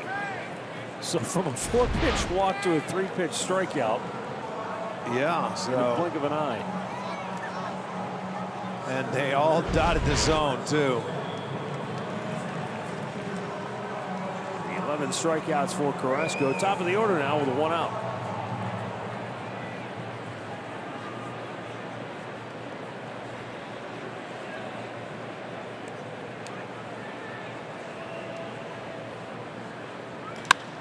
Double play ball to Lindor. To Kipnis for 1 on to first.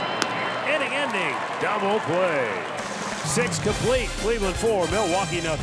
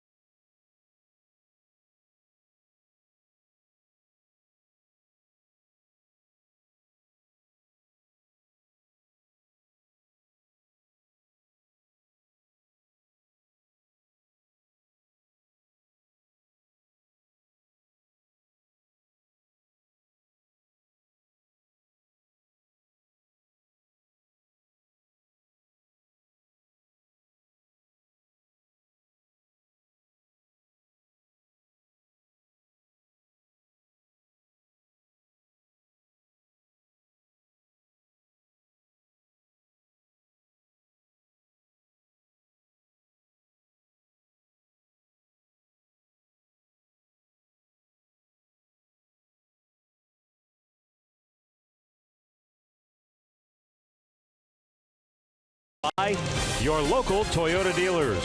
Visit buyatoyota.com. Toyota, let's go places. And by the injury lawyers at Elk & Elk. Proud partners of the Cleveland Indians. Call 1-800-ELK, Ohio.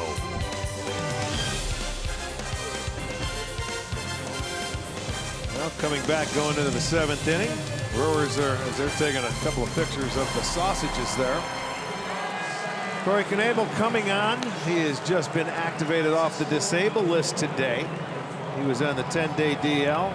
He was there since the first week of the season. He had a strained left hamstring, and he did it while pitching in a ball game against the Cubs. So he will be activated today and get some work, just his 4th appearance.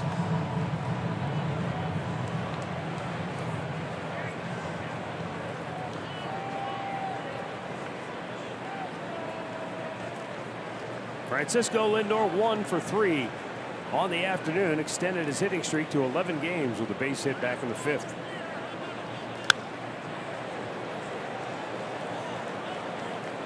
Had 39 saves for these Brewers last year. Been able to hit 1-4 and a 1.78 ERA. He pitched in almost every other game last year. Yeah, so they're getting back an arm that they certainly need, and this bullpen's been very good for him so far this year. So this is only going to benefit that bullpen. Get him back and get him throwing what he's capable of doing. Got a good curveball.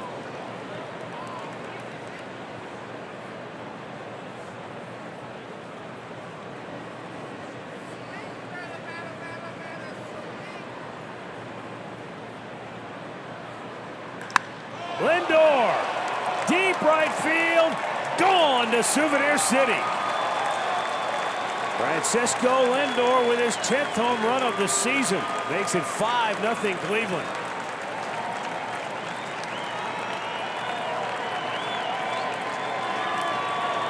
Indians' second home run of the afternoon.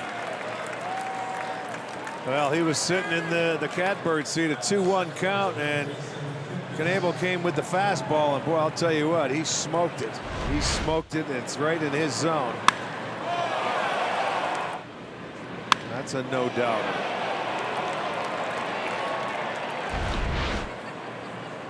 When the day began, only the Blue Jays had hit more home runs than the Indians with 51. That gives the Tribe now 51 on the year.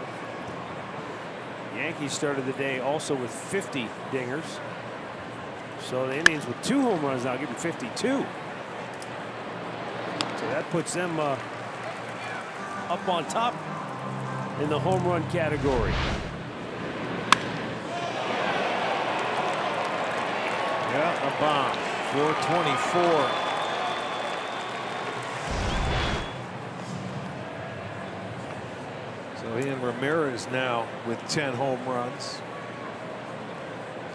Let's go down to Andre. Talking to Frankie about being a player of the week and then talking last night about picking up 2 more hits.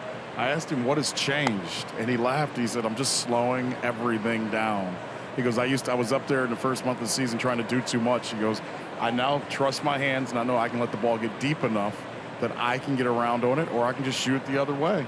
And he likes where he's at. He said, I'm comfortable and just slowing everything down right now.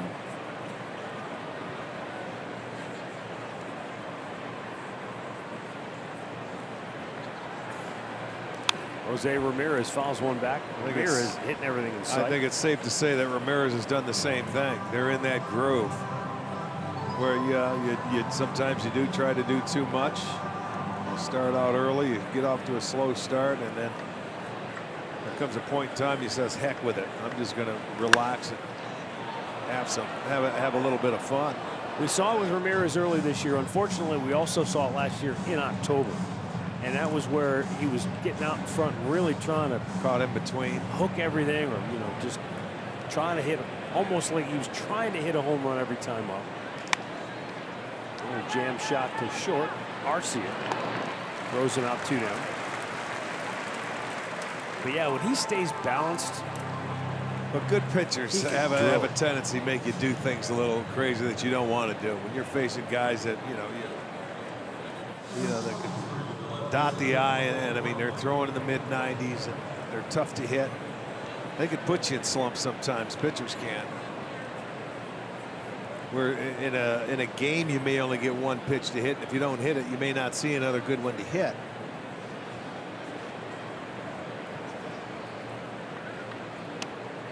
Two down for Michael Brantley. He drove in a run with a single and scored himself in the 4th.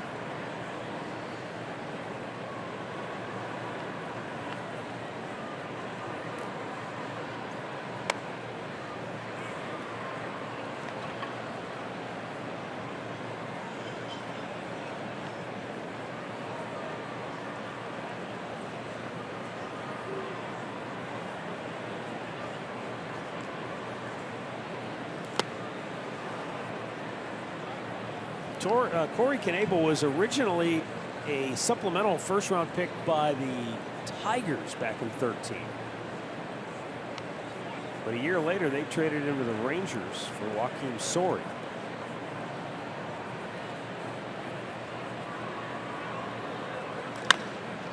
Big bouncing ball to first. Long flip. Knabel's there. And the inning is over. But Francisco Lindor lights up Miller Park with his 10th home run of the year. It's 5-0 Cleveland.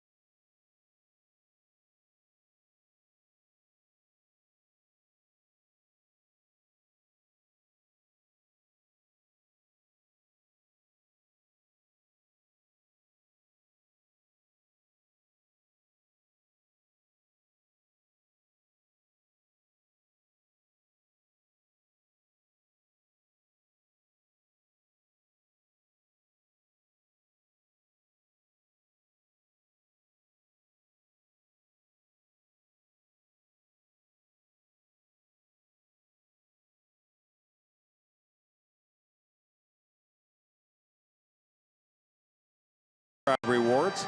Today's Tribe Rewards code is Ramirez. Visit Indians.com for complete details.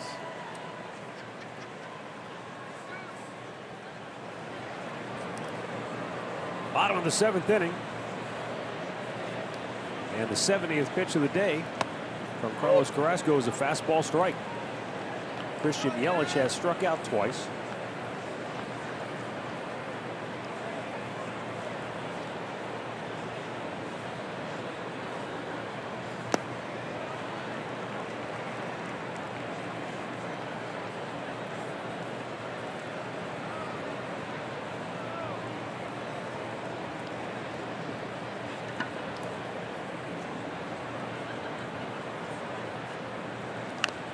Yelich gets a piece but fouls it back. He's in the hole. 1-2. 26,345 the attendance this afternoon. Nice little matinee day crowd here. Line drive single into center field for Christian Yelich. And that's the Brewers' first hit in the game since a one-out single in the 2nd inning.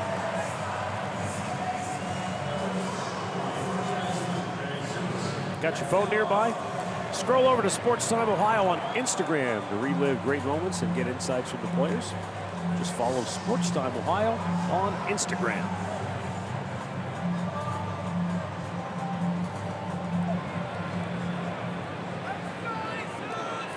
Jesus Aguilar was a strikeout victim in the 4th inning, and Carrasco made him look bad.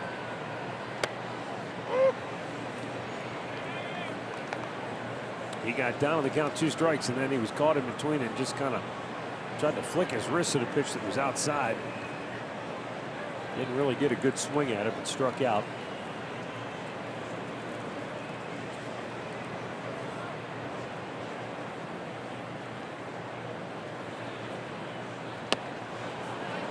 At 6'3", 250, he's a big dude. But in the games that we saw him playing, granted, it wasn't a large sample size, we never saw the power that he possesses and that he showed throughout the minor leagues. Well, a guy that has to play, I think, to get an idea. He's not a guy, he uses right center field. You know, he stays back on the baseball, tries to shoot it the other way. He's not a guy that goes out and tries to pull the ball. And you're right, the small sample size, never had a chance to play every day or any, consistency. And tough to hit in the big leagues when you're a young player if you're not getting the opportunity. Foul, and Alonso almost made a heck of a play, but hit hard enough. Broke his bat. What did that get? Maybe 35, 45 feet down the line? That's about right. I mean, he really got in his kitchen. Alonso comes in, you can see that ball just getting down under his glove as he's diving for it. She said the Yelich. Didn't hit it hard enough for me to catch it.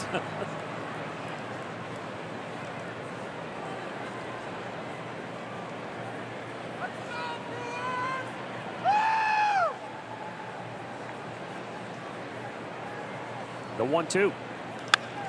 And Aguilar finds the gap. Brantley will cut it off. He'll hold Aguilar to a single. Christian Yelich goes to third. Now the Brewers have something cooking. Well, one of the sliders that Carrasco left probably on the middle of the plate there, because what he did, he threw a heater by him and just shattered his bat. And then he was going to throw him the slider, but that's the worst location he's had today. You see where it gets middle of the plate, and then it speeds up his bat. He tries to shoot it the other way, and he's able to pull that ball. So he gets the single. It's first and third.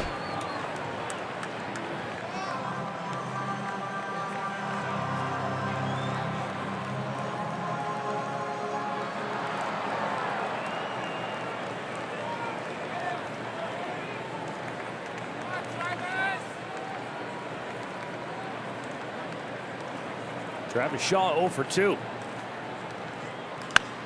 But he's out in front of it. Kipnis goes to second for 1. They cannot turn the double play. Brewers get a run home. They're on the board. It's 5-1.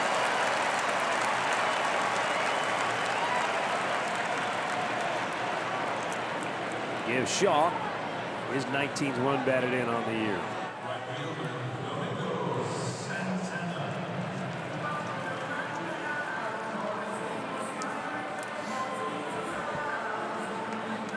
Domingo Santana 0 for 2 is the batter.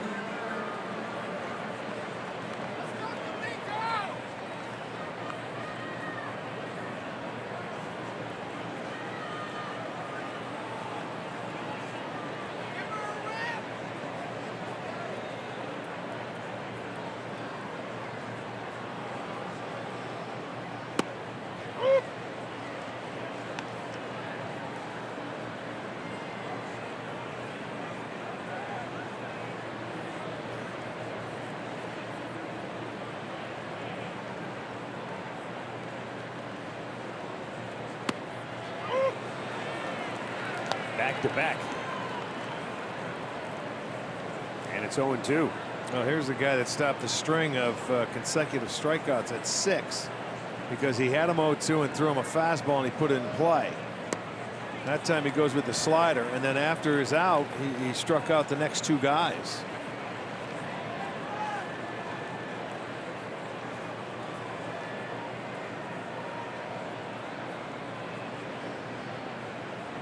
Swung on and missed.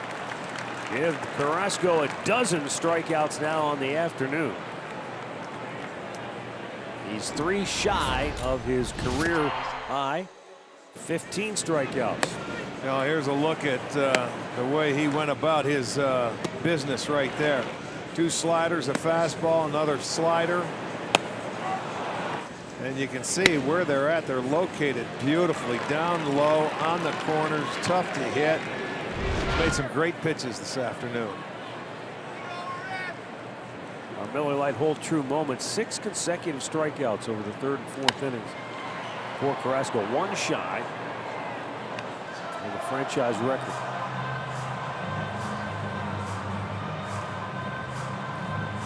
Jonathan Villar singled in the 2nd, struck out in the 5th.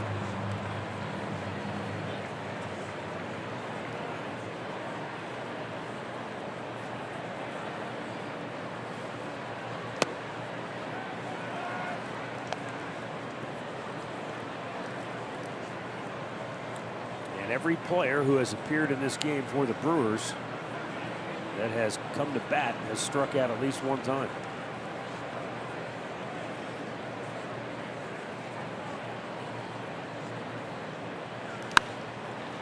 pop foul out of court. And that's how they went about their business last year. A lot of strikeouts in this lineup. If you make your pitches, and Carrasco has today, you can get these guys to swing and miss. You make mistakes, they have a chance to burn you. Yeah. And I mean, they can burn you with the long ball, but Carlos today has made it look very easy. Just 4 hits allowed.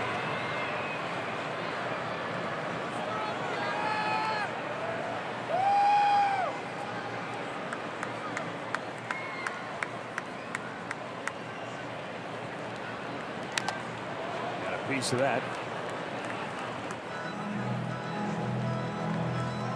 Yeah, Ryan Braun not in the lineup today. He played last night. Had a double in 4 trips, has 5 home runs. Travis Shaw, 7. Lorenzo Cain with 4.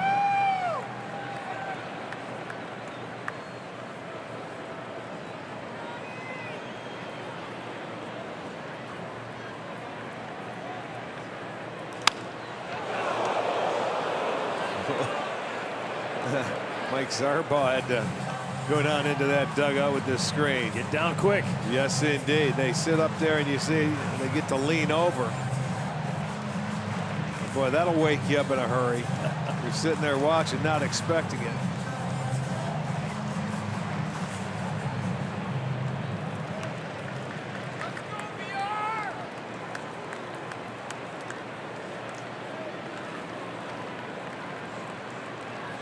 And the 1-2. A little low.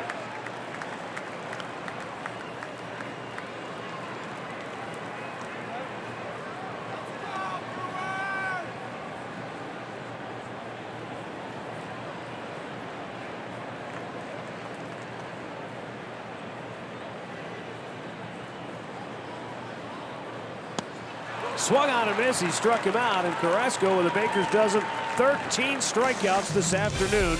It's 5-1 Indians as we head to the 8th.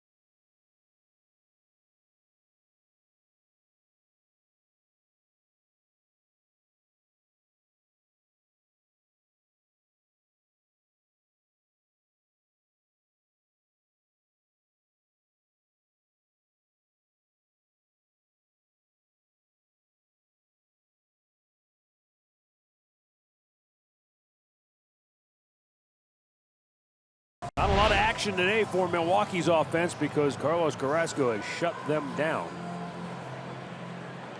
The Indians, on the other hand, they had a burst in the 4th. Double, single, double homer. That counted for 4. Solo shot in the 7th. Hernan Perez takes over for Jonathan Villar at second base.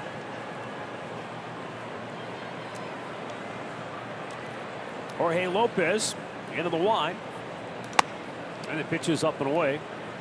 Ball one to Yonder Alonso, who doubled in that fourth inning and scored. Led off the sixth with a base hit. And he smacks this one to right, but it's right at Santana. That's three really good swings that we've seen from Alonso here today, though. Yeah, when he stung that ball. Good swing. Pat O'Brien Chevrolet play of the game. Three-pointer. Bang. Yeah, Tyler went down, hit that one, and that opened up that inning right there. The fourth consecutive hit. It was a three-pointer. It was his second home run. Give him 9 RBIs. Kept the hit streak going at 7. Second and third. First base was open. It was a 3-2 count. And right before that, I said to you, this would be a tough spot to hit for hitters because first base is open. He doesn't have to give in. And he threw an off-speed pitch, and Naquin clobbered it.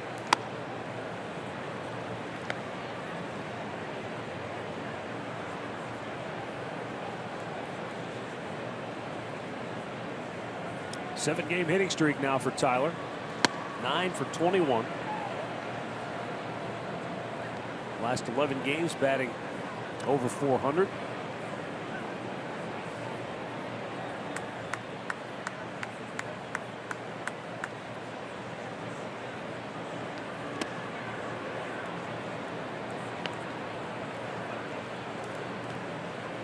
He's a left-handed bat in an already left-handed heavy outfield, but he has played his way into a situation where he's going to make it difficult. Yeah, he has take him out of the lineup. You can't really. I mean, he's been one of the tougher outs in the lineup. He's earned the right to play. And he's played good defense out there as well. 3-2. You guys are right in everything you're saying, but Melky Cabrera is now in Columbus. Now, I don't know how long it's going to take him to be ready to play, but he could be ready within a week, week and a half. And, I mean, that will play into the situation for Tyler Naquin. I think the best thing about him is he hasn't been trying to hit a home run. He's taken the normal swing and stayed right in his good place. He's been in the, look at that, like fouling that pitch off to stay alive. He's been using the big part of the field. And that's what, go ahead. I was going to say the reason why that home run came about is because he threw him a breaking ball and it was speeding up the barrel head of the bat. He realizes that. We remember a couple weeks ago, Tito said the one thing he likes about him is he's fighting. He's not giving up on himself in at bats, and he's doing exactly what you just said, and that's where the home run came from. Jorge Lopez got him looking. Breaking ball, strikes him out, 2 down.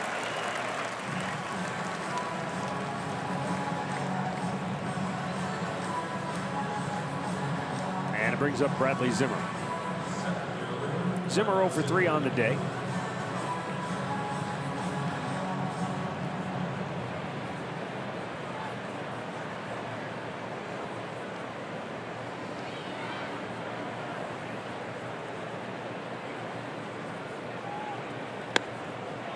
Outside with it, ball 1.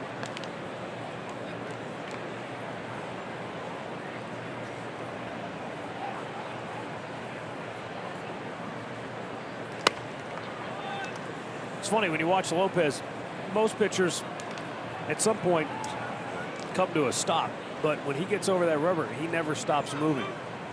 He goes side to side with his feet and then rocks right into the windup. Yeah. Keeps it moving.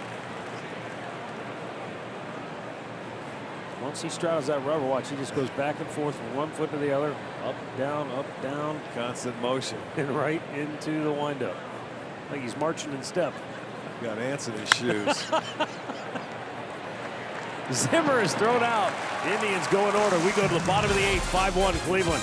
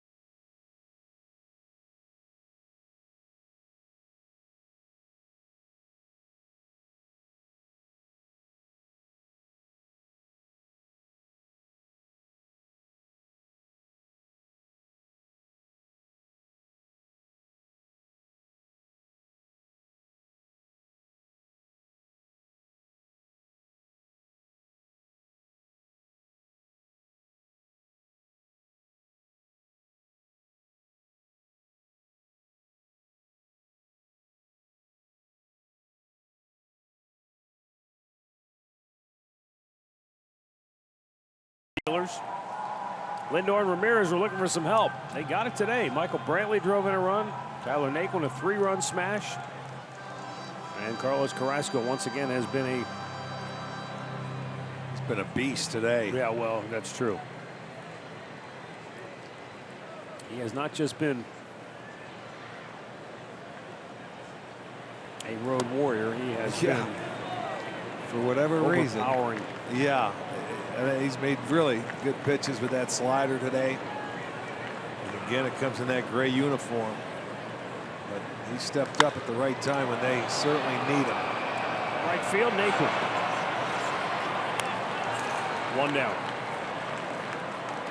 Carlos Carrasco has struck out 13 Brewers here this afternoon. Many of them have been baffled.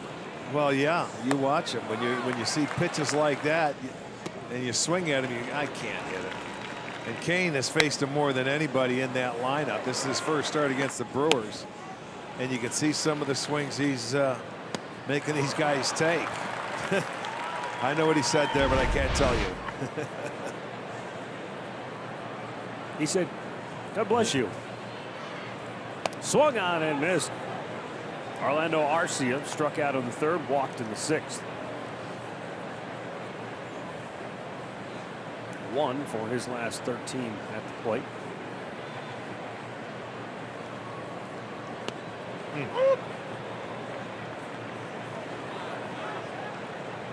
It's like anytime he wants to throw that slider at the knees, he's been able to do it all day long. That's been the pitch du jour today. That's been the special on the menu right there, the slider at the knees. In the air to right, Naquin. 2 down.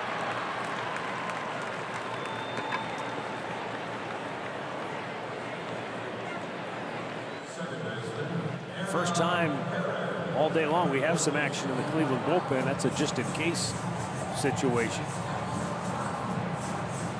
Tyler Olson, who pitched 2/3 of an inning last night.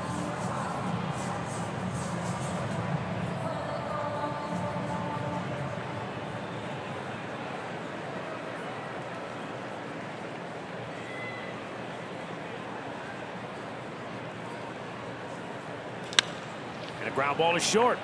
This is going to give Carrasco a chance to maybe go the distance here this afternoon as he retires the side in order. And through 8, the Indians lead it 5-1.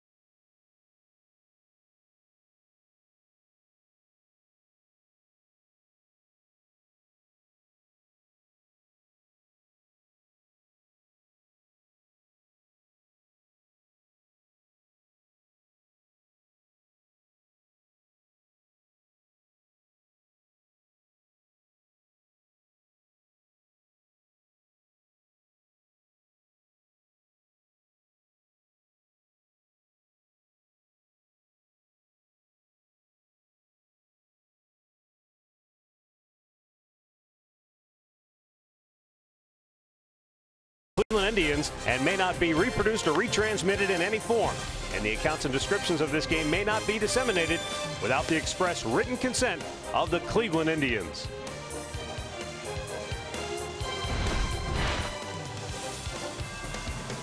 Ninth inning here in Milwaukee, and the Indians are up 5-1. It'll be Roberto Perez, Carlos Carrasco, and Francisco Lindor here in the 9th for Cleveland.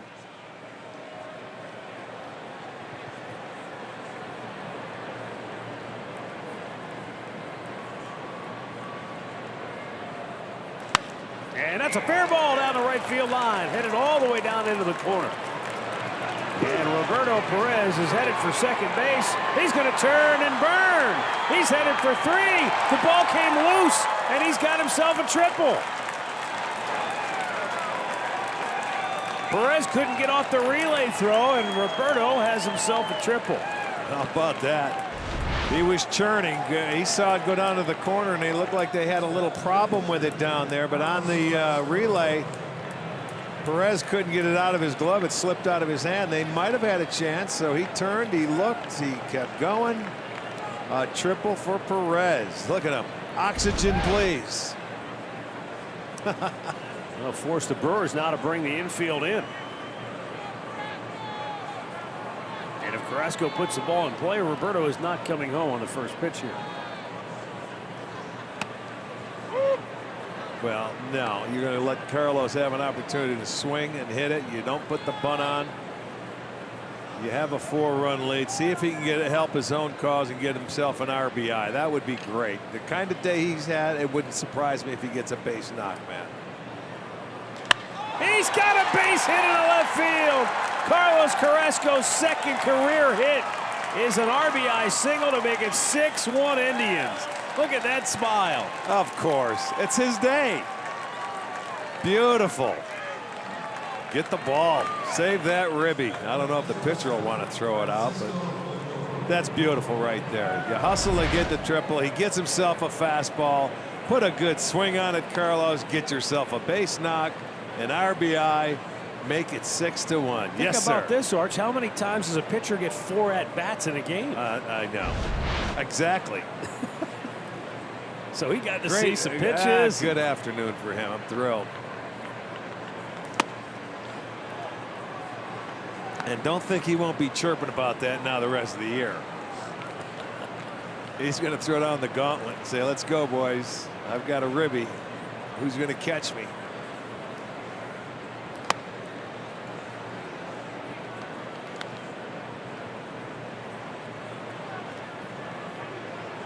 Francisco Lindor homered in the 7th inning.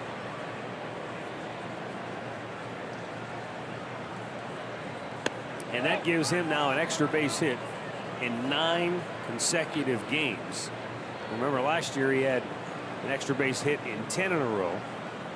During this torrid stretch, he's got 5 doubles and 6 home runs. How about that?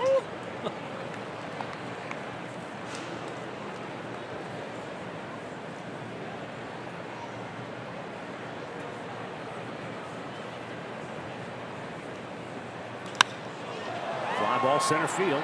Kane back. Makes the catch. 1 down. Let's check Carlos out on StatCast. 92 on the exit velocity.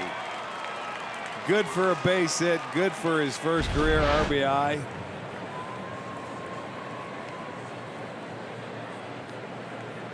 Before that at bat, Carrasco was 1 for 15 in his career. Andre, you may just have to give him the mic and leave today. That's nothing new there. Yeah, I know that. He might do the game with you Friday. He when may we're do back at home. He may do the post game. Let's go. I'm just going to hand it to him and walk up with That's you guys. right. Walk away and I'll meet you on the bus. Keep my seat warm. I will. Up and away. 2-0 for Jason Kipnis. 1 for 4 on the afternoon.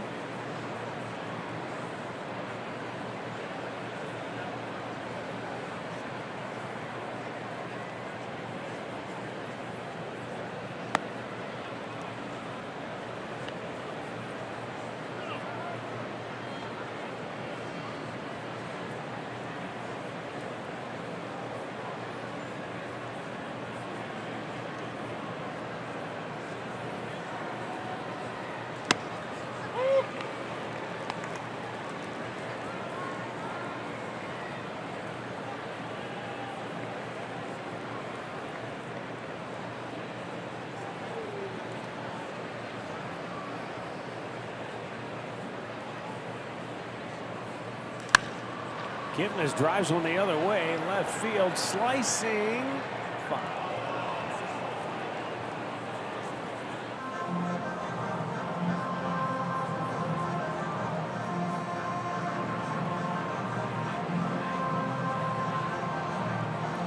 Jorge Lopez.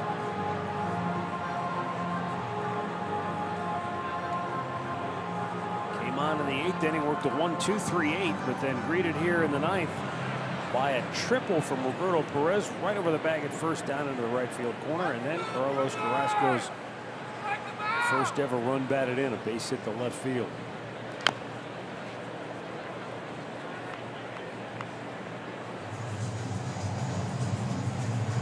Indians will head home after this game. Off day tomorrow, and then Kansas City in Cleveland over the weekend.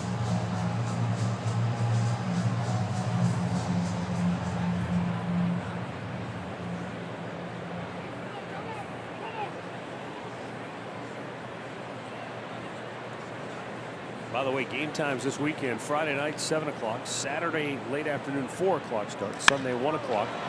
Kipnis with the drive to deep left field. Back is Yelich, makes the over-the-shoulder catch. And Carrasco jogs back to first, 2 down.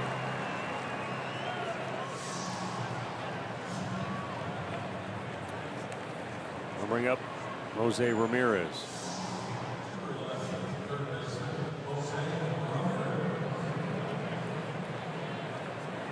Jose, a double and a run scored. A couple of stolen bases today. I wonder if going into the decision for Terry Francona and company, the fact that Carrasco's had to be out on the bases at all, or is he going to still get a chance to come out and finish this thing? I hope he comes out to finish this thing. 6-1 Cleveland as we go to the last of the ninth in Milwaukee. A triple by Berto. An RBI knocked by Cookie.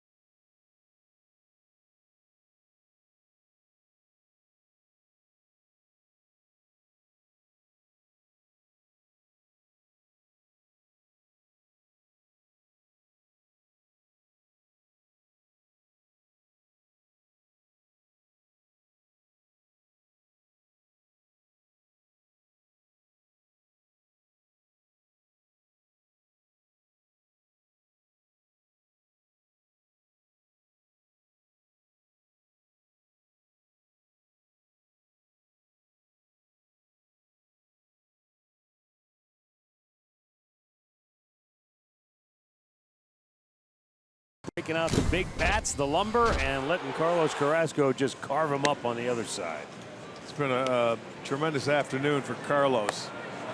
That slider has been his best pitch today. He has located it beautifully. A season high 13 strikeouts. He's walked 1. He's only given up 4 hits.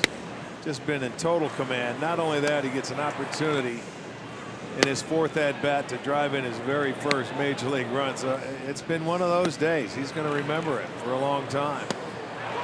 Well, he'll be facing the top of the order. 4th time for these 3 hitters to face Carrasco here today. And if he strikes out the side, he'll set a new career high in strikeouts. I'd take three outs on 3 pitches or less.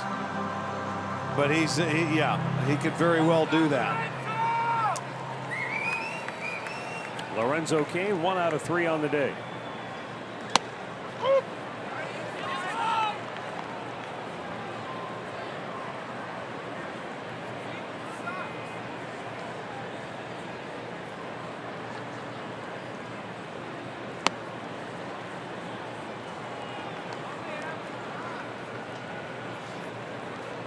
Every starter for the Brewers struck out at least once today. Domingo Santana, Jonathan VR,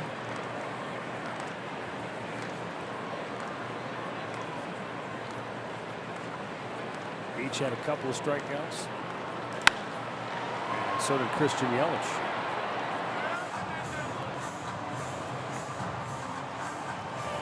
Over 70% strikes. 73% strikes today, and that, I mean, when he's on his game, this is a Carrasco game.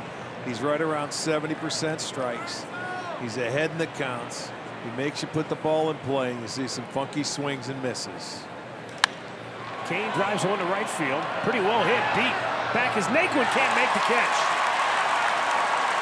And Cain is into second base with a leadoff double.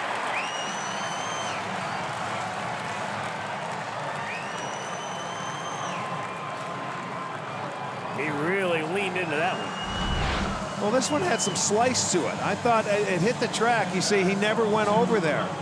That ball was slicing away from him, and he never, that angle, he went straight back to the wall, but never to his left. And you see, he never caught up with that ball. And when the right-hander hits the ball to right field, it's got that slice. And, you know, I don't think the route efficiency on that play right there was very good. There's Christian Yelich. Singleton scored his last time up. Cody Allen now up in the Cleveland bullpen.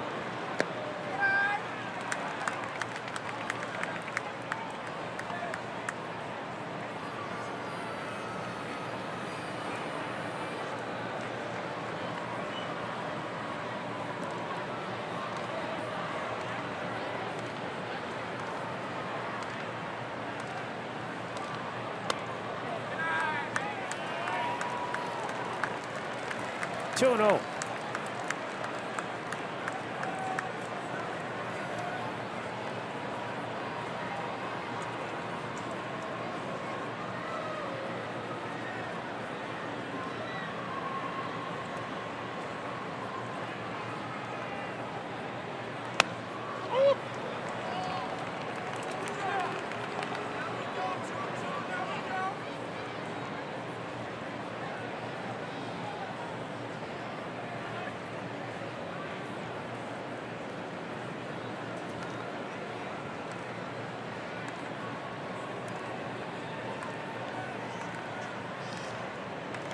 Down in the dirt, and a nice backhanded stop by Roberto. And we'll see if Carrasco maybe just be out of gas. Even though he's just over 100 pitches and he's been so efficient.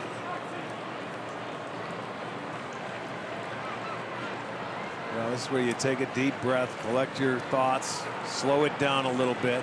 Don't try and rush and get that third out before you get the first one. And probably could have had that first one.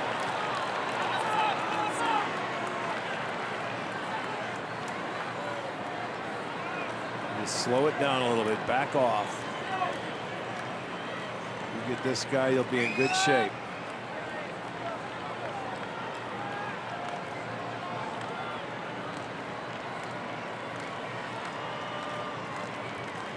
Payoff pitch.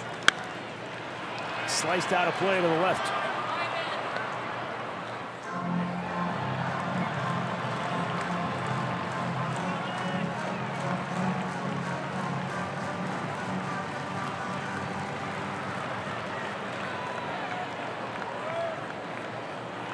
Tigers Rangers tied 3-3 there in the bottom of the 5th down in Arlington.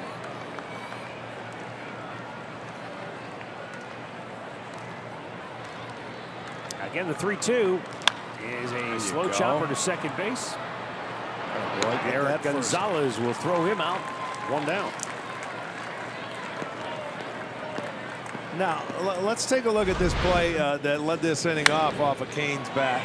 And you can see he goes 66 feet, but the catch probability is up at 93%. He did not cut that angle off. You know, he went deep and then sort of circled it back around. That's a ball that could have very well been caught out in right field, in my opinion.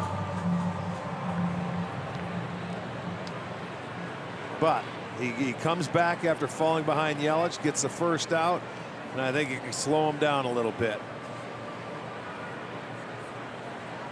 Jesus Aguilar takes a strike. This has been his day. I'd love to see him get the CG after working this hard all day long.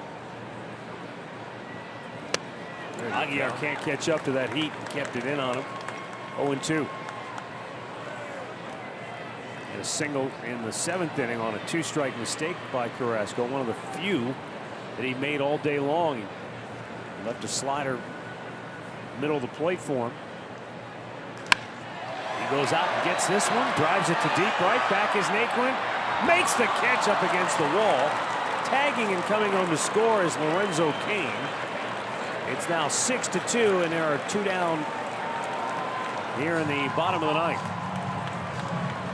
That's a weird deal because that's where you have the cutout here in right field. Yeah. And so Naquin able to catch it. Well, it angles straight out there, and he's right at the corner of that, and you can see it. That was a good thing. It shot out right there. He's able to make that play. That's the 2nd out. If you're the hitter, you're saying, man, if I'd have hit it 5 Right. feet farther to the right. No question. That goes to show you the little nooks and crannies, the nuances in this ballpark. And you're right, another 5-6 feet. It might have been a home run.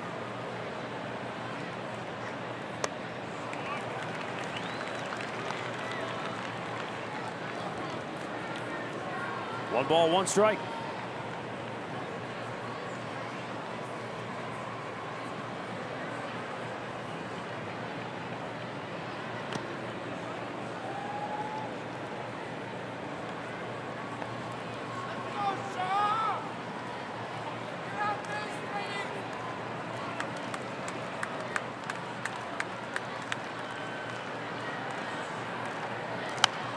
Back out of play.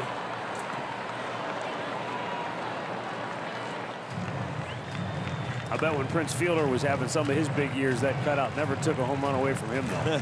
He hit him up into the cheap seats. I bet he did. Yeah, he took a healthy cut every time, though. 1 strike away for Carrasco. The 2-2. And chopped it foul.